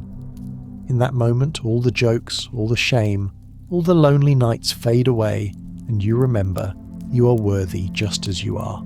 The candles flicker lower as another day's work and awkwardness crawl to a close, and you steel yourself for what's become the worst kind of medieval entertainment, public shaming. If you're heavier than average in the Middle Ages, sooner or later, your body becomes the lesson, the warning, and, more often than not, the joke for the whole town. It isn't just the stray insult here and there, it's woven into the very culture, the fabric of festivals, church rituals, and even justice. Public punishments aren't rare in your world. Stocks and pillories are as common as bread ovens. They're used for thieves, gossips, drunkards, and sometimes simply for people who break the unwritten rules. Sometimes that's you. You might never actually find yourself locked into the stocks just for your size, but if you're fat, you're always aware of the threat. If you so much as break a bench or take too big a portion at a feast, someone's ready with a snicker or a muttered, "Careful or they'll put you on display." Mainstream historical fact. Medieval societies relied heavily on shame as a form of social control. Humiliation was public, and it was meant to sting. A baker who weighed his loaves light might be paraded through the streets with a fake loaf tied around his neck. A woman accused of gossip could be forced to wear a scold's bridle, an iron mask that made it impossible to speak. Sometimes the crimes were real. Sometimes it was just about reminding people who held the power. If you're heavier, the punishments are usually subtler but just as painful. In some villages, mock parades are staged as part of festival days.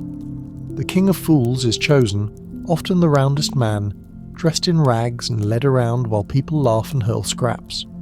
A jolly fat friar or a bumbling big cook might be characters in every mummer's play, roles that are only funny because everyone gets to laugh at someone's body. Is meant to be comedy, but for you, the laughter lingers long after the show is done. Here's a quirky tidbit. Some medieval towns held a size of bread and ale festivals, where the local officials checked for cheats and thieves, but also staged mock trials for offenders like the greedy cook or the slow servant. The whole village would watch as the unlucky criminal was paraded, pelted with rotten vegetables, or forced to kneel in the mud. If you're on the rounder side, odds are good you'll be called up at least once for comedy's sake. Historians still argue whether this kind of public ridicule helped people bond or just deepen the divisions. Some say it was a safety valve, a way for communities to blow off steam. Others insist it was a way to police bodies, to keep people in line and remind them, over and over, of the ideal everyone should strive for. Even outside festivals, shaming follows you. You trip, and a chorus goes up. The earth shakes. You squeeze into a pew and someone gasps. Make room. Every mistake becomes a spectacle. If you're a child, the other kids invent songs and rhymes, chanting them in the fields until you want to disappear. If you're grown, the jokes are subtler but more pointed. A pause in conversation, a sideways glance, an innocent question about whether you'll leave any for the rest of us. It's not all words either. Some punishments are physical. In a few towns, offenders are dunked in the village pond or forced to march in uncomfortable, embarrassing costumes. A hat shaped like a pie, a tunic stuffed with straw, a garland of bread rolls. These are handed out to those who can take a joke. Refusing to laugh along is risky. You might be marked as sour, prideful, or, worst of all, unwilling to play your part in the village's harsh little theatre. You learn to laugh with them, to turn the jokes aside, to make yourself the first to comment on your own body. Sometimes it helps.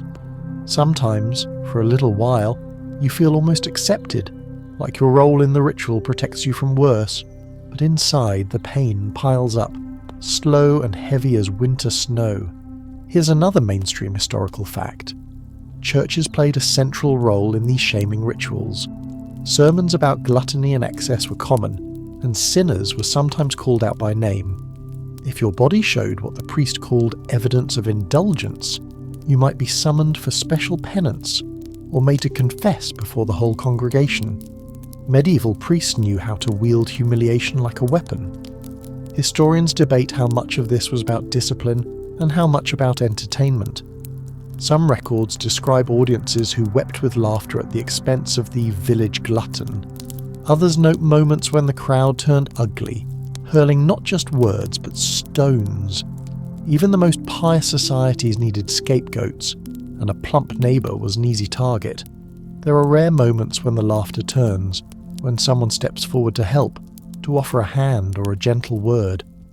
Maybe it's a friend or a relative, or even a stranger. Maybe someone else is singled out for once, a new arrival or someone who's fallen from grace, and you find yourself wishing you could stop the ritual for good. You imagine a world where humour is kind and bodies aren't weapons. A quirky medieval remedy for shame. Some people carried little talismans or charms meant to protect against the evil eye, bad luck, gossip or mockery. You tuck one in your pocket, a smooth stone or a twist of red thread. It doesn't stop the laughter, but it gives you something to hold on to when the world feels cruel. Night falls, and you remember the day's humiliations. You relive the festival parade, the jokes in the tavern, the whispered laughter in the pew. Sometimes you cry quietly where no one can see. Sometimes you resolve to be stronger, to fight back with wit and humour, but always you feel the ache, the slow bruising of being the lesson instead of the hero. Historians still debate whether people ever rebelled against this cycle of shame. There are stories of fat friars who turned their mockery into power, leading their own bands of jesters or using humour to shield others.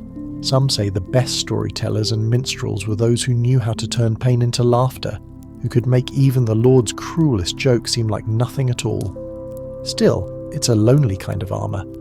At night, when the laughter fades and the village sleeps, you're left with the memories of the stocks, the dunce cap, the too tight tunic, the feeling of eyes always watching, always weighing. You dream of a world where no one is made a lesson for others, where kindness is the rule instead of the exception. You wake and do it all again, because that's what survival means. You learn to laugh first, to offer the joke before someone else can. You find your small tribe, the friends who understand, the ones who listen instead of laugh. You hold on to your charm, your courage, and the hope that someday things might change. If nothing else, you survive, and in the harsh world of the Middle Ages, sometimes that's the bravest act of all. Morning light creeps in through cracks in the shutters, painting golden lines across the uneven floor. You've survived another night and another round of the village's jokes, but today brings a challenge both literal and ironclad. The armour that stands between you and battle, or between you and the parade ground, or, if you're unlucky, between you and yet another round of ridicule. Because if there's one medieval invention designed to make life extra hard for anyone carrying a few extra pounds, it's the suit of armour. For most, armour is a distant symbol, something for knights and lords, those rare few with the money and status to warrant protection on horseback. But every village has its militia, every town its guards, and every able-bodied man, and sometimes woman, may be called upon to defend hearth and home. The town's blacksmiths keep battered helmets and mismatched breastplates hanging on pegs in the church porch. You hope, every year, that your name is left off the muster roll, but as always, luck isn't on your side. On drill days, you trudge to the green, where the captain sizes up the villagers with a calculating eye. You know what's coming, hope we've got the big breastplate today, and sure enough, someone chuckles as they pull out the largest pieces of battered iron. You wait your turn, feeling the eyes, hearing the whispers. The captain hands you a cuirass meant for a man half your width. Go on, squeeze in, he grins. You do your best, sucking in your stomach, twisting and turning. It pinches, the straps barely reach, and you wonder if you'll pop a rivet. Mainstream historical fact: medieval armour, especially for commoners, was rarely custom fit. Suits were handed down, pieced together from whatever could be found. For the truly wealthy, armourers could build a harness to your exact measurements, but for most it was make, do and mend. If you didn't fit, you just had to make it work. Or, more often, you had to fight without it, exposed and vulnerable. If you managed to wedge yourself into the cuirass, the real problems begin. Armour is heavy, hot and unforgiving. It chafes at every joint, pinches the flesh, rubs your skin raw. If you're larger, the gaps under your arms and around your neck are tighter, the greaves dig into your calves, and the helmet sits askew. You march clanking and swaying, the metal ringing with every step. The village boys snicker, the captain shakes his head, and you do your best to pretend you don't mind. Historians still argue whether armourers truly cared about the comfort of their clients. Some say the best masters would go out of their way to fit even the largest of lords. Others insist that, unless you were royalty, you got what you got. For the majority, one size fits none was the uncomfortable truth. Drill days are bad enough, but battle is worse. If you're unlucky enough to be pressed into real service, a feud between neighbours, a raid by bandits, you strap on whatever armour you can and pray it holds together. In the chaos of the field, it's every man for himself. You struggle to lift your arms, your breath is short, and your muscles burn. Sometimes, your own equipment is more dangerous than any enemy. Here's a quirky tidbit. In some battles, men so desperate to escape their own ill-fitting armour would toss pieces away as they ran, leaving a trail of breastplates and gauntlets behind them. Chroniclers described fields gleaming with abandoned mail, proof that comfort and the ability to run often outweighed pride. Of course, if you're wealthy and can afford bespoke armour, things are a little easier. Master armourers in Milan, Nuremberg or Greenwich could craft a suit for any shape if you had enough gold. But such work took months, sometimes years, and was more art than industry. The result might be magnificent, but it came with its own challenges. The gossip, the friendly teasing from peers, the endless reminders of just how much you'd paid to cover your excess. Parades and tournaments, meanwhile, were another kind of gauntlet. The whole town turned out to watch men show off their armour, riding horses decked in banners and plumes. If you're larger, every eye is on you as you ride past. Do the straps hold? Does the saddle creak? Does the armour gleam or groan? If anything slips, 1,000 voices are ready with a quip. The lighter, more agile men leap from their mounts, dance in the lists, swing their swords with grace. You struggle just to stand upright, your helmet fogging with every breath. If you lose, it's blamed on your bulk. Too slow, too soft, too stuffed with goose. If you win, it's a joke too. Must have sat on his opponent. No victory is free of laughter. There's also a practical downside. Armour traps heat, and heavy bodies run hotter. After an hour in the sun, your linen undershirt is soaked, sweat pools in the joints, and blisters bloom under every strap.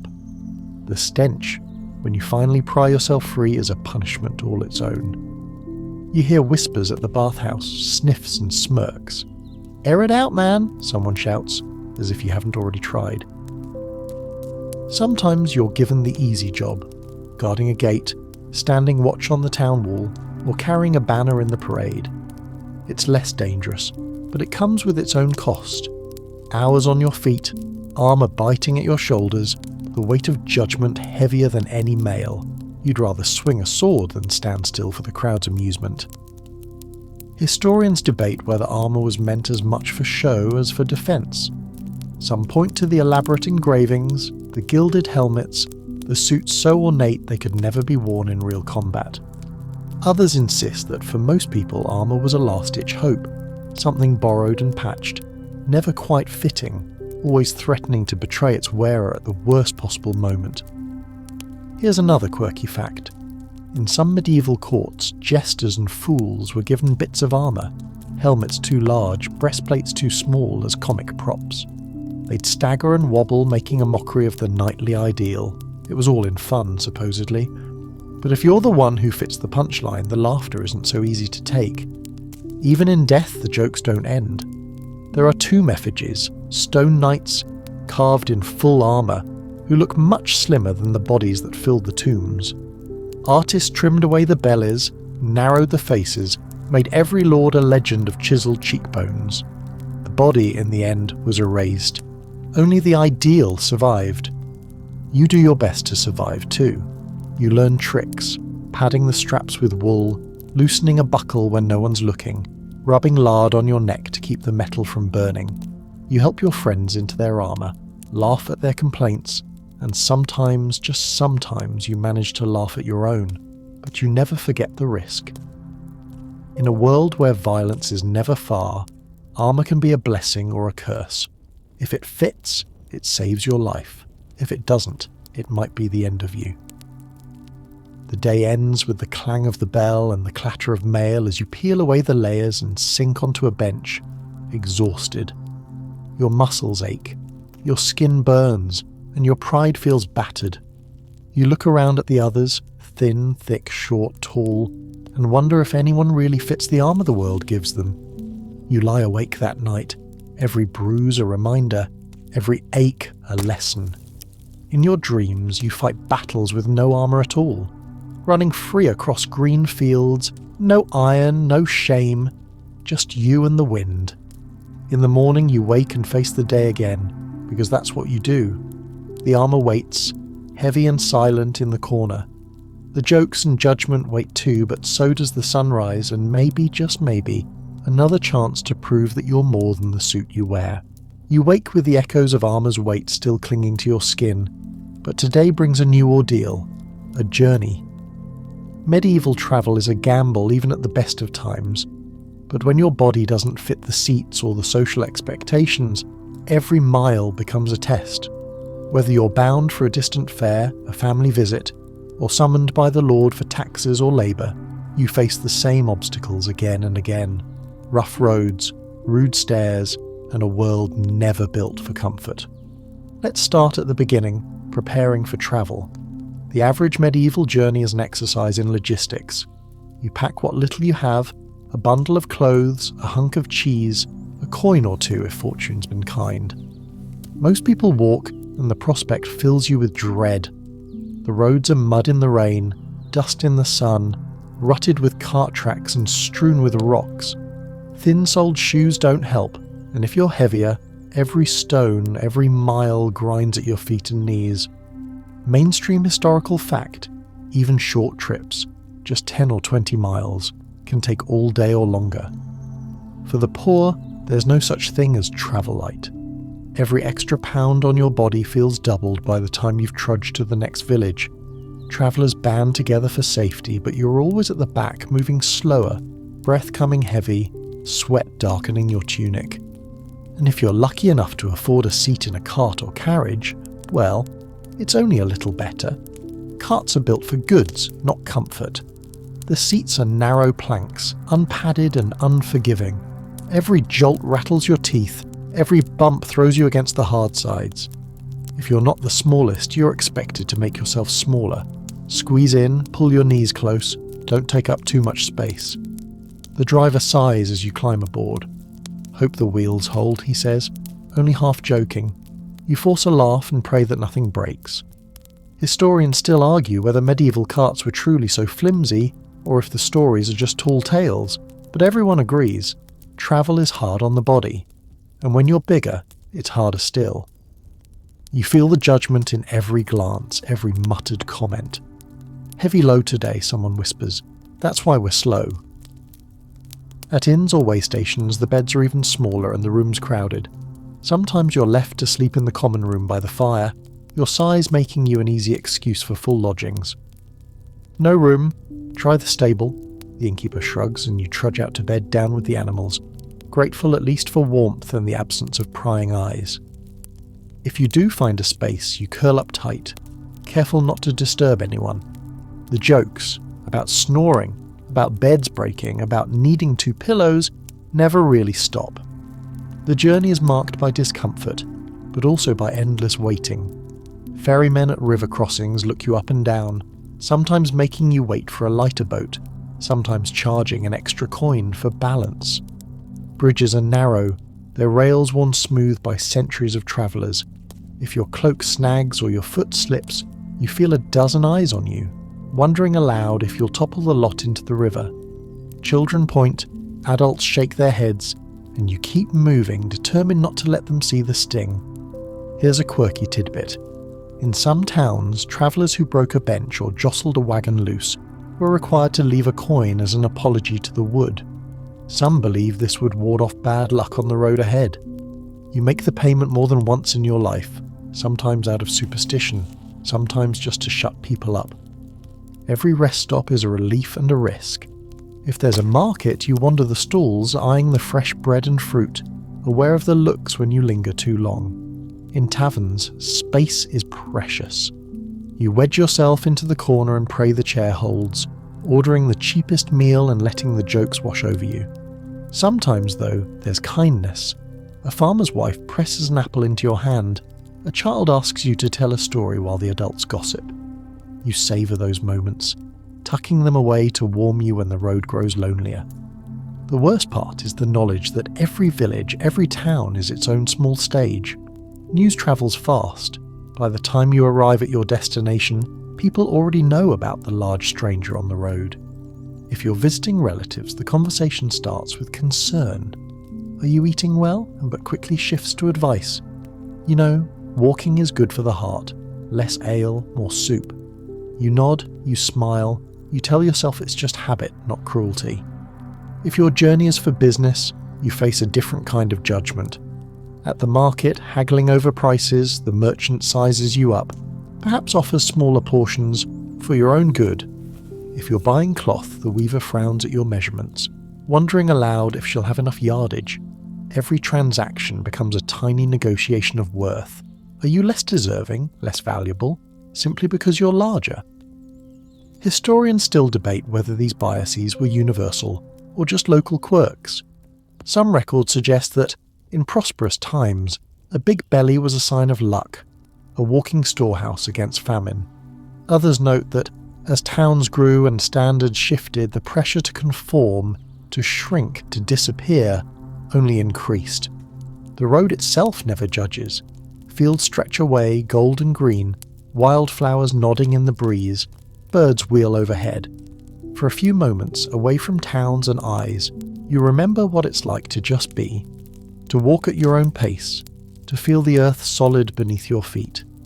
You pause by a stream, washing away the sweat and dust, and for a little while you're only another traveller beneath the wide sky. Still, the journey is hard. Your feet blister, your joints ache. You learn tricks, stuffing grass in your shoes for extra padding, tying your belt looser, drinking deep from wells and springs. You trade stories with other wanderers, laughing at the strangeness of the road. Some understand, some don't, but all are glad for company, for a voice in the darkness. There's danger too. Bandits, wild animals, the threat of getting lost. You move slower, making you an easier target, so you stay with groups when you can. Sometimes your size is an advantage. People assume you're strong, hard to rob. Sometimes it's just another thing to overcome. Arriving home, wherever that is always bittersweet. You're glad for a familiar bed, a friendly face, but the old jokes and old patterns return, as if you never left. Still, you carry something new from every journey, a story, a scrap of wisdom, a reminder that the world is bigger and wilder than your village's narrow gaze. Here's another quirky fact. Some pilgrims, especially those travelling to holy sites, wore their hardships like badges of honour. The heavier ones were sometimes praised for bearing the weight of sin, trudging on despite the pain. For a moment, faith and fortitude outweigh the jeers. But once the pilgrimage is done, so is the tolerance. You keep walking, keep travelling, keep surviving. Maybe someday the road will lead you to a place where comfort is more common, where size is less important, where the only measure is the length of your stride and the courage in your heart. Until then, every journey is a quiet act of rebellion, a reminder that you belong wherever you set your feet, no matter what the world says. At night, as you lie in some strange bed, the aches of the day settle in. You stretch, you sigh, you let the day's discomfort drift away with the wind outside. Tomorrow you'll rise again, one more traveller, one more story in a world that rarely makes room for the likes of you. Morning comes with the tolling of church bells and the taste of dust from yesterday's journey still on your tongue. You stretch sore limbs and take a deep breath, knowing that whatever aches you've earned, today brings a different sort of challenge, one that seeps from the pulpit and echoes through every narrow lane. For in the Middle Ages, the church isn't just the centre of spiritual life, it's the loudest, most persistent voice in the relentless chorus of judgment about your body. And when you're fat, the message is clear. Your flesh is evidence of your flaws. Let's set the scene. Sunday, sunlight streaming through coloured glass, the whole village crammed into the chilly nave. You shuffle in, hoping to melt into the crowd, but you're always visible. Bigger than the neighbour on either side, knees pressed against the pew ahead, cloak straining around your shoulders. The priest stands tall at the altar, gold and crimson vestments catching the light. His sermon today, as so often, is about sin. And though he never says your name, it feels as if every word is aimed directly at you. Mainstream historical fact. In medieval Christianity, gluttony wasn't just a vice, it was a deadly sin. It made the short list, right alongside lust, pride, and wrath. The church taught that overindulgence in food, feeding the body while starving the soul, was a mark of spiritual failure. Paintings, manuscripts, and sermons were filled with warnings. A fat belly meant a weak will, and every pound was proof of distance from God. It's not subtle. The priest rails against softness of the flesh and excess at the table. He tells stories of saints who lived on roots and water, who denied themselves all comforts in pursuit of holiness. He reminds everyone, that the narrow path to heaven requires a narrow waist, or at least the effort to try. Fasting is praised, feasting condemned. When the collection plate passes, you're careful not to take a second piece of bread knowing the eye's upon you. Historians still argue whether the church's obsession with fasting and food was about health, control, or fear. Some say it was meant to stretch scarce resources. Others believe it was about shaming the body into submission. Either way, the sermons are inescapable. Feast days are laced with guilt, and every meal is a test of virtue. Confession is the church's answer to imperfection. You kneel on cold stone, murmuring your sins through the screen. I ate too much, you whisper. I coveted my neighbour's cheese. The priest assigns penance. Prayers, perhaps a fast, maybe alms for the poor. Sometimes the confessor goes further. Remember, he says, the devil tempts through the belly. Your struggle is not just with bread, but with pride and sloth. You nod, promising to do better, but the shame lingers. You walk home under heavy clouds, heart as weighed down as your body. Here's a quirky tidbit. Medieval penitentials, books of rules for confessors, contained elaborate punishments for gluttony. Eat before the set hour, 50 lashes, steal an extra egg, a week of bread and water. For the rich, indulgence was supposed to be offset with charity. For the poor, it was just more hunger. Yet everyone, rich or poor, was warned. Fat was visible sin. Public rituals reinforced the lesson. Lent is a season of daily reminders. No meat, little fat, plain fare. On Ash Wednesday, ashes mark your forehead, a sign of humility and repentance.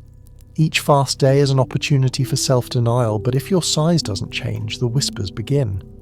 He's cheating, someone says. She's weak-willed. It's not just private guilt, but public suspicion. Historians still debate how strictly people kept these fasts.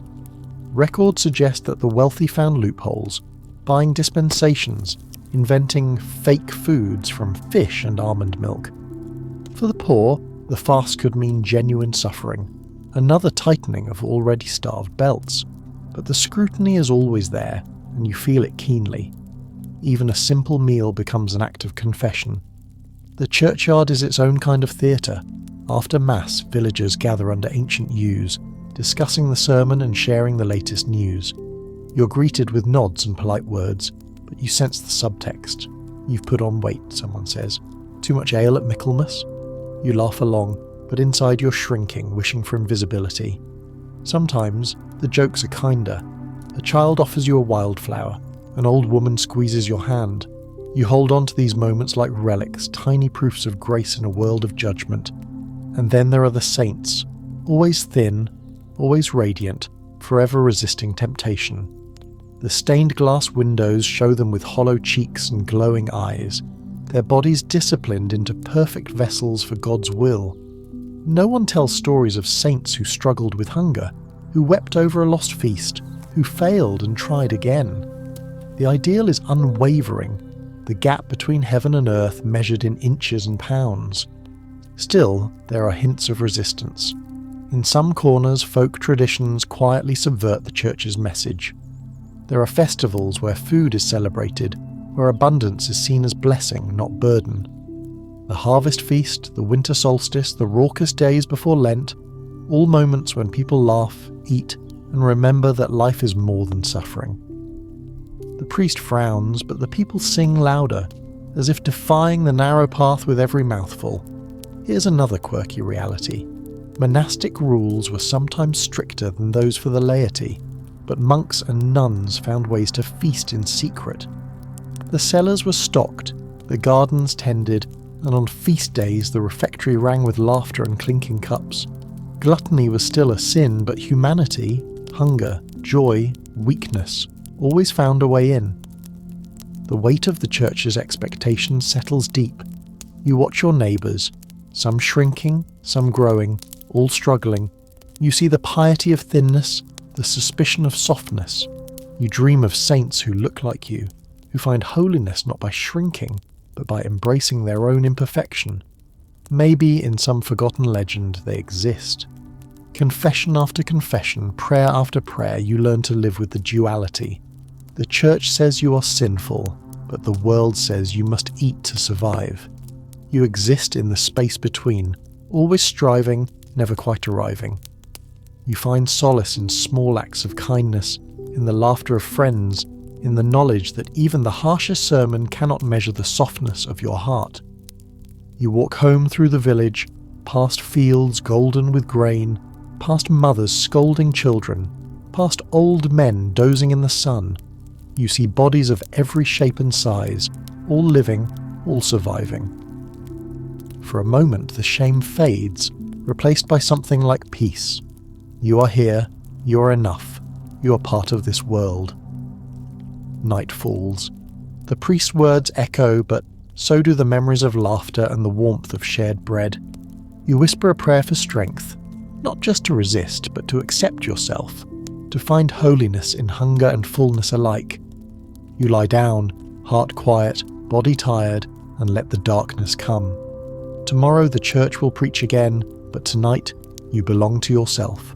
The world quiets after Sunday, but as the days crawl on, you become sharply aware of an even deeper wound, the myth of jolly fatness.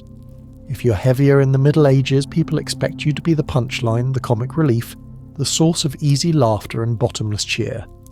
But behind the jokes and the forced smiles, you know this role is a prison with iron bars, a costume you never chose but must wear all the same. Let's set the stage. The marketplace, mid-morning, crowded and bustling. Vendors cry their wares, chickens dart between feet, children play in the dust.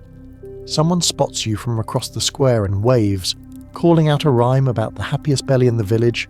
If you frown, you're scolded. Don't be sour, big lad. Give us a smile. If you laugh, you're rewarded with a pat on the back and another joke, sometimes at your expense. Mainstream historical fact. Medieval literature and art are full of comic fat men. Friar Tuck in the Robin Hood tales, Falstaff in Shakespeare's later works, himself drawing from earlier traditions, jolly cooks and bumbling peasants. In mummers' plays and church pageants, the plump character is almost always the fool, the glutton, the one who trips over his own feet. He's rarely evil, but he's never wise. Audiences are meant to laugh with him, but more often they laugh at him. You become skilled at self-deprecation, the master of the roast and the butt of it all at once. You tell the jokes first. Careful, don't get caught in my shadow, because you know what happens if you don't. The laughter of the crowd is a shield and a sword. As long as you're smiling, you're safe. But on quiet days, when the square empties and you walk home alone, you feel the weight of every harmless word. Historians still argue whether this myth ever provided true protection. Some say the jolly fat man was beloved, welcomed at every table, showered with good cheer. Others point out the loneliness, the shallow friendships, the way real feelings were buried under a pile of jokes. The record is mixed. Stories of beloved cooks and good-hearted friars, balanced by darker tales of scapegoats and mockery. Here's a quirky tidbit. In medieval festivals, misrule was a common theme. Days when peasants played lords, fools became kings, and the world turned upside down. The lord of misrule was often the largest, loudest man in the village, chosen to lead the parade, crowned with rags and straw, cheered by all. For one wild day your size is celebrated, but when the festival ends you go back to being a joke. The crown gone, the burden's heavier than ever. In private, the pressure to perform never lets up. At home, you are expected to be the peacemaker, the one who diffuses arguments with laughter, who never gets angry, never complains. If you have a bad day, people mutter, "What's wrong with him? He's usually so merry." No one wants to see the sadness, the frustration, the loneliness that lies beneath the mask. Worse, your true pain becomes invisible. If you struggle with aching joints, breathlessness, or exhaustion, you're told to rest your jolly self. When you try to express sorrow, the answer is a pie, a mug of ale, another round of jokes. Real comfort is rare. Most prefer the comfort of your performance. Romantic prospects are shaped by this myth too. The comic fat man is never the lover, only the matchmaker or the friend. Your tenderness, your longing, are treated as absurd. "Who'd want a bear for a beau?" someone laughs. Even if you find a partner, the expectation is that you'll be content with what you get, grateful for scraps, never asking for more. The same goes for women. If you're larger, you're expected to be motherly, never mysterious or seductive. Sometimes you rebel. You keep your silence when a joke is made or answer with a cold stare. But this too is dangerous. Without the mask, you're accused of being bitter or hard to get along with. The myth is sticky, clinging to your skin. Every attempt to shed it is met with resistance. Here's another quirky fact. Medical writers in the Middle Ages sometimes claimed that happy people were more likely to be plump, linking body shape to temperament. The four humours theory described sanguine types as cheerful and round. It sounds almost flattering until you realise it's just another excuse to pigeonhole you. Your feelings, your pain, your struggles are erased by the diagnosis. Of course he's jolly, just look at him. The church too is complicit. In sermons, gluttons are warned to repent. But sometimes the fat man is a cautionary clown, the one who learns the hard way, whose comeuppance is part of the lesson. Medieval morality plays feature the belly god, a foolish sinner who must be humbled before being forgiven. You see these stories and wonder, will you ever be allowed to be more than a joke? Still, there are small moments of defiance. You laugh on your own terms, sharing stories with friends who understand. Sometimes, you find a true companion, someone who sees past the mask and holds your hand when the world gets too loud. You seek out others like you, building quiet alliances, swapping tales of real sorrow and real joy. The myth persists, but you grow wise to its limits. You learn that true jollity is rare, that the most gregarious people are often the loneliest. You see through the forced smiles, the hollow laughter, the demands for performance. Sometimes you slip away from the crowd, finding peace in a quiet corner, a walk through fields, a moment of solitude by the fire. Historians still debate whether anyone in the Middle Ages truly escaped the myth. Some records speak of wise fat men, beloved for their advice, their generosity, their kindness. But for most, the mask never fully comes off. Your dreams are haunted by laughter, not always kind. But you keep moving, keep hoping, keep searching for those who see you, truly see you. Maybe one day, the world will tire of the joke, and you'll be free to simply be yourself. Neither clown nor cautionary tale, but a person in full. You end each day as you began it, aware of the eyes, the expectations, the heavy mask of jolly fatness. But you hold tight to your small joys, your real friends, the truth that laughter, true laughter, comes not from mockery but from understanding. And so you move forward, step by step, through the marketplace, the feast hall, the shadowed lanes. You learn to measure your worth not by the laughter you provoke, but by the love and respect you earn. In the end, you find your peace, not in the myth, but in the quiet, stubborn dignity of simply being yourself. Even if you've learned to live with the daily jokes and the myth of jolly fatness, there's always a darker threat lurking in the corners of medieval life. The constant fear of disease and the superstitions that grow up around it. In an age before antibiotics, before any understanding of cholesterol or blood pressure, the medieval mind turned to rumour, folk medicine, and religious fear to explain why some bodies suffered more than others. If you were fat, your body became a canvas for every dread and diagnosis, a walking warning sign, a magnet for the worst suspicions. Let's begin with the basics. In the Middle Ages, nearly every unexplained illness was blamed on imbalanced humours. This ancient theory, inherited from Hippocrates and Galen, divided the human body into 4 main fluids: blood, phlegm, black bile, and yellow bile. Each person's temperament and health supposedly depended on keeping these fluids in the right proportion. A heavy, soft body? Surely, the learned men said, that must be an excess of phlegm or gross blood. Your body was proof enough. Mainstream historical fact. Physicians believed that certain types of bodies were prone to specific diseases. Fatness was seen as a risk. If you fell ill, it was expected. The corpulent were thought more likely to suffer from apoplexy, what we'd call a stroke, dropsy, swelling and edema, asthma, or gout. Doctors warned that soft living and indulgence led to blocked vessels, sluggish blood, and corruption of the flesh. You might wake one morning with a cough or a rash, only to have the local wise woman shake her head. Too much fat in the blood. Best eat nettle soup, or bleed a pint. If you struggle to catch your breath after a climb, the whispers start. It's the weight, it's the humours, he's doomed. Sometimes the advice is simple: less food, more fasting, more prayer. Sometimes it's bizarre: sleep with a head of garlic under your pillow, or walk backward to confuse the sickness. Here's a quirky tidbit. Medieval towns had plague wardens, who sometimes targeted heavier bodies as a source of contagion.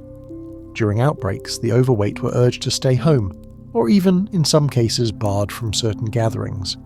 The logic was less about germs, unknown then, than about the fear of bad air and visible signs of ill health. Historians still debate whether these biases made any real difference to medical outcomes, or simply added another layer of shame. Did fatter people die more often, or were they just blamed more loudly when death struck? Some chronicles record thin and fat alike carried off by fever or plague. Others focus on the sins of the flesh, as a warning to those who survived. The remedies for fat diseases could be cruel. Bloodletting was common: leeches, knives, or crude glass cups, each promising to lighten the blood and restore balance. You might be prescribed long, sweaty walks, vomiting potions, harsh purgatives, or endless herbal teas brewed from bitter roots. If you could afford a doctor, he'd write up a regimen: sleep on hard boards, avoid red meats, skip the evening meal, wash in cold water, pray for forgiveness. If you couldn't afford one, you endured the advice of every neighbour, most of it contradictory. Sometimes you'd hear legends of miracle cures: a hermit in the next county who sweated off his bulk and now danced like a boy, a nun who lived only on air and faith, her body growing ever slimmer and holier. But for you, the reality is aches and breathlessness, swollen joints, skin that burns in summer and chafes in winter. The healer shrugs, your family frets, the priest scolds. No one really knows what to do. There is a special terror in times of pestilence. When the Black Death comes, or any of its many lesser cousins, the blame game intensifies. Heavier bodies, already marked by suspicion, become scapegoats. He's too soft to fight it off, they whisper. Or worse, she draws the illness with her greed. The very shape of your body becomes a cause for fear, a way for the frightened to make sense of the senseless. Still, there are odd moments of hope. Some records speak of people who, against the odds, survived famine, plague, or long winters because of their stores. The same villagers who scorned you in the good years may envy you in the bad ones. You'll outlast us all, they joke, half admiring, half afraid. Your own body becomes both a shield and a target, hated in health, envied in crisis. Here's another quirky fact. Some medieval folk tales cast fat characters as the clever survivors of disaster.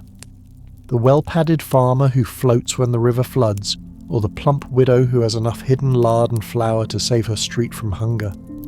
In stories, the body can become a kind of magic, a rare reversal of all the usual scorn. But for every story of survival, there are dozens of warnings. If you don't change your ways, you'll end up like old Roger, dead of dropsy, swollen as a pig. The village children chant the tale and you flinch, knowing it's meant for your ears. Romantic prospects are further complicated by these fears. You don't want a husband who'll die before the harvest, a mother warns her daughter. Find a strong one, not a soft one. For women, it can be even harsher. Fatness seen as a sign of barrenness, a spoiling of the womb. Healers offer dubious potions, sage and rue, prayers and poultices. Most are harmless, some are dangerous. Historians still argue whether the medical cruelty was balanced by kindness in the home. Some families protected their own, shielding them from the worst of the gossip, caring tenderly for illness. Others distanced themselves, fearing that bad blood or God's anger would spread. The experience was as much about luck and love as about the state of your body. When all else fails, you do what you must, endure. You take the medicine, drink the tea, walk the dusty lanes until your legs ache. You pray to every saint, light candles for health, make bargains with God in the night, and sometimes you grow stubborn. Let them talk, you mutter. I'll outlast them yet. On the worst days, you feel like a walking warning. Never just a person, always an example, a prophecy, a threat. On the best days, you remember the stories of survival, the moments when your body was a blessing, not a curse. And there are those rare, luminous days when you forget the fear, forget the judgment, and simply live. A warm sun on your back, a meal that tastes good, a song at the end of a long day. You laugh, and for a moment the shadows lift. Here's one last quirky belief. In some corners of Europe, it was said that people with large bones had big hearts, not just physically, but in generosity, spirit, and love. The doctor might not believe it. The priest might scold, but the child who runs to you for comfort, the neighbour who leans on your arm, the friend who asks for a story at the fire, they know the truth in their bones. The threat of disease, the weight of superstition, the sting of every diagnosis. They're all part of life in the Middle Ages. But so is stubbornness, so is survival, so is hope. You close your eyes at night, heart pounding but alive, and promise yourself, no matter what comes, you will not let fear write the final word on your body. There are stories yet to tell, songs yet to sing, and another dawn just beyond the window. As you grow older, you begin to sense a subtle change in the air, a shift that's hard to name but undeniable all the same. The scorn and the joke still hurt, but you've seen enough, endured enough, to recognize a small but steady quiet rebellion, both in yourself and in others. For the first time you start to wonder, must things always be this way? Are there, tucked between the cracks of mockery and shame, acts of resistance, tiny everyday choices to reclaim dignity in a world set against you? It starts with the smallest things. You take an extra slice of bread and this time you don't apologize for it.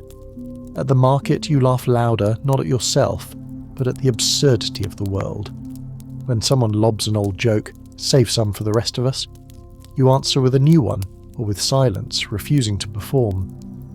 Maybe you learn to sew a tunic that actually fits, even if it means patching and piecing scraps in secret. You start to walk your own way through the village, not faster or smaller, just steady, letting the world adjust to your pace for once. Historians still argue whether any of this counts as real rebellion. Some say the Middle Ages were full of silent resistors, people who carved out lives on the margins, finding little ways to subvert the order. Others insist the pressure was too great, the conformity too absolute for any true defiance. The truth, as you discover, lies somewhere in between. Each act of dignity, however small, feels like a step away from invisibility. Mainstream historical fact: medieval society depended on conformity. To thrive, or even just survive, people had to cooperate, to play their roles, to fit in. But there were always those who quietly bent the rules, traders who dealt outside the guilds, women who ran businesses behind their husbands' names, peasants who hunted forbidden deer, and yes, men and women who refused to shrink themselves just to please a crowd. You become adept at seeing these small acts of resistance in others too. The widow who fills her bowl without waiting for permission. The tanner's son who wears his patched hose proudly, daring anyone to call him lazy. The carpenter's daughter who dances at the festival, spinning with joy, hips swaying despite the laughter. Even the priest in an unguarded moment shares a glass of ale with you after a hard day's work. No sermon, just two souls sharing a little warmth against the cold. Here's a quirky tidbit. Some medieval towns celebrated fool's holidays, or misrule festivals, where the lowest became the highest, the thin played the fat and vice versa. On those days, even the biggest bodies could mock the lords, wear the crowns and dance in the streets if only for a night. For a moment the world was upside down, and in that reversal you tasted something like freedom. In the home, the rebellion is quieter but just as real. You teach your children to bake the bread they love, not the bread that earns approval. You tell stories of heroes who look like them, not just the ones in the stained glass. You cherish your partner's touch not because they ignore your size, but because they love it, claim it, choose it again and again. You begin to seek out places where you're not a spectacle. A quiet field, a bench by the river, the warmth of the kitchen after the others have gone to bed. In those spaces, you stretch out, breathe deep, and remind yourself that your body is not a problem to solve but a vessel for living, a home as deserving as any other. The community's expectations may never change completely, but slowly you start to shape the space around you. When the gossip grows loud, you answer it with kindness or with strength. When the jokes sting, you shield those younger than you from their sharpest edges. Sometimes you even win a few over. Neighbours who discover you're a better farmer, a wiser friend, a more faithful companion than anyone gave you credit for. Historians debate whether these quiet resistances mattered in the grand scheme, but for you, each one is a victory. And as you age, you notice something else. The standards that once seemed so rigid begin to soften, if only for a moment as new generations rise. Maybe your niece takes pride in her strength, refusing to diet herself into misery. Maybe your son ignores the old warnings, marrying for love rather than approval. Maybe your neighbour, who once jeered the loudest, comes for advice when his own child is mocked. Sometimes you find allies in unexpected places. A travelling minstrel who sings songs of odd heroes, a healer who says, "All flesh is clay, each vessel unique." Even the grumpy baker, who saves you the biggest loaf when no one is watching, is a rebel in his own way. Here's another quirky fact. In some regions, the fat man's chair was a real artifact, a special seat, wide and sturdy, kept in taverns and guild halls. It was both a joke and an accommodation, a public acknowledgement that not everyone fits the same mould. Some say these chairs became places of honour, their occupants respected for their stories, their laughter, their endurance. Of course, there are setbacks. There are days when the jokes feel too sharp, the stares too cold, the effort too much. On those days, you let yourself rest. You light a candle for your own heart, offer a prayer for courage, and remember all the times you stood up anyway. Historians still argue whether anyone ever truly escaped the box of shame and judgment. But you know better. You know that dignity isn't given. It's claimed, piece by piece, moment by moment.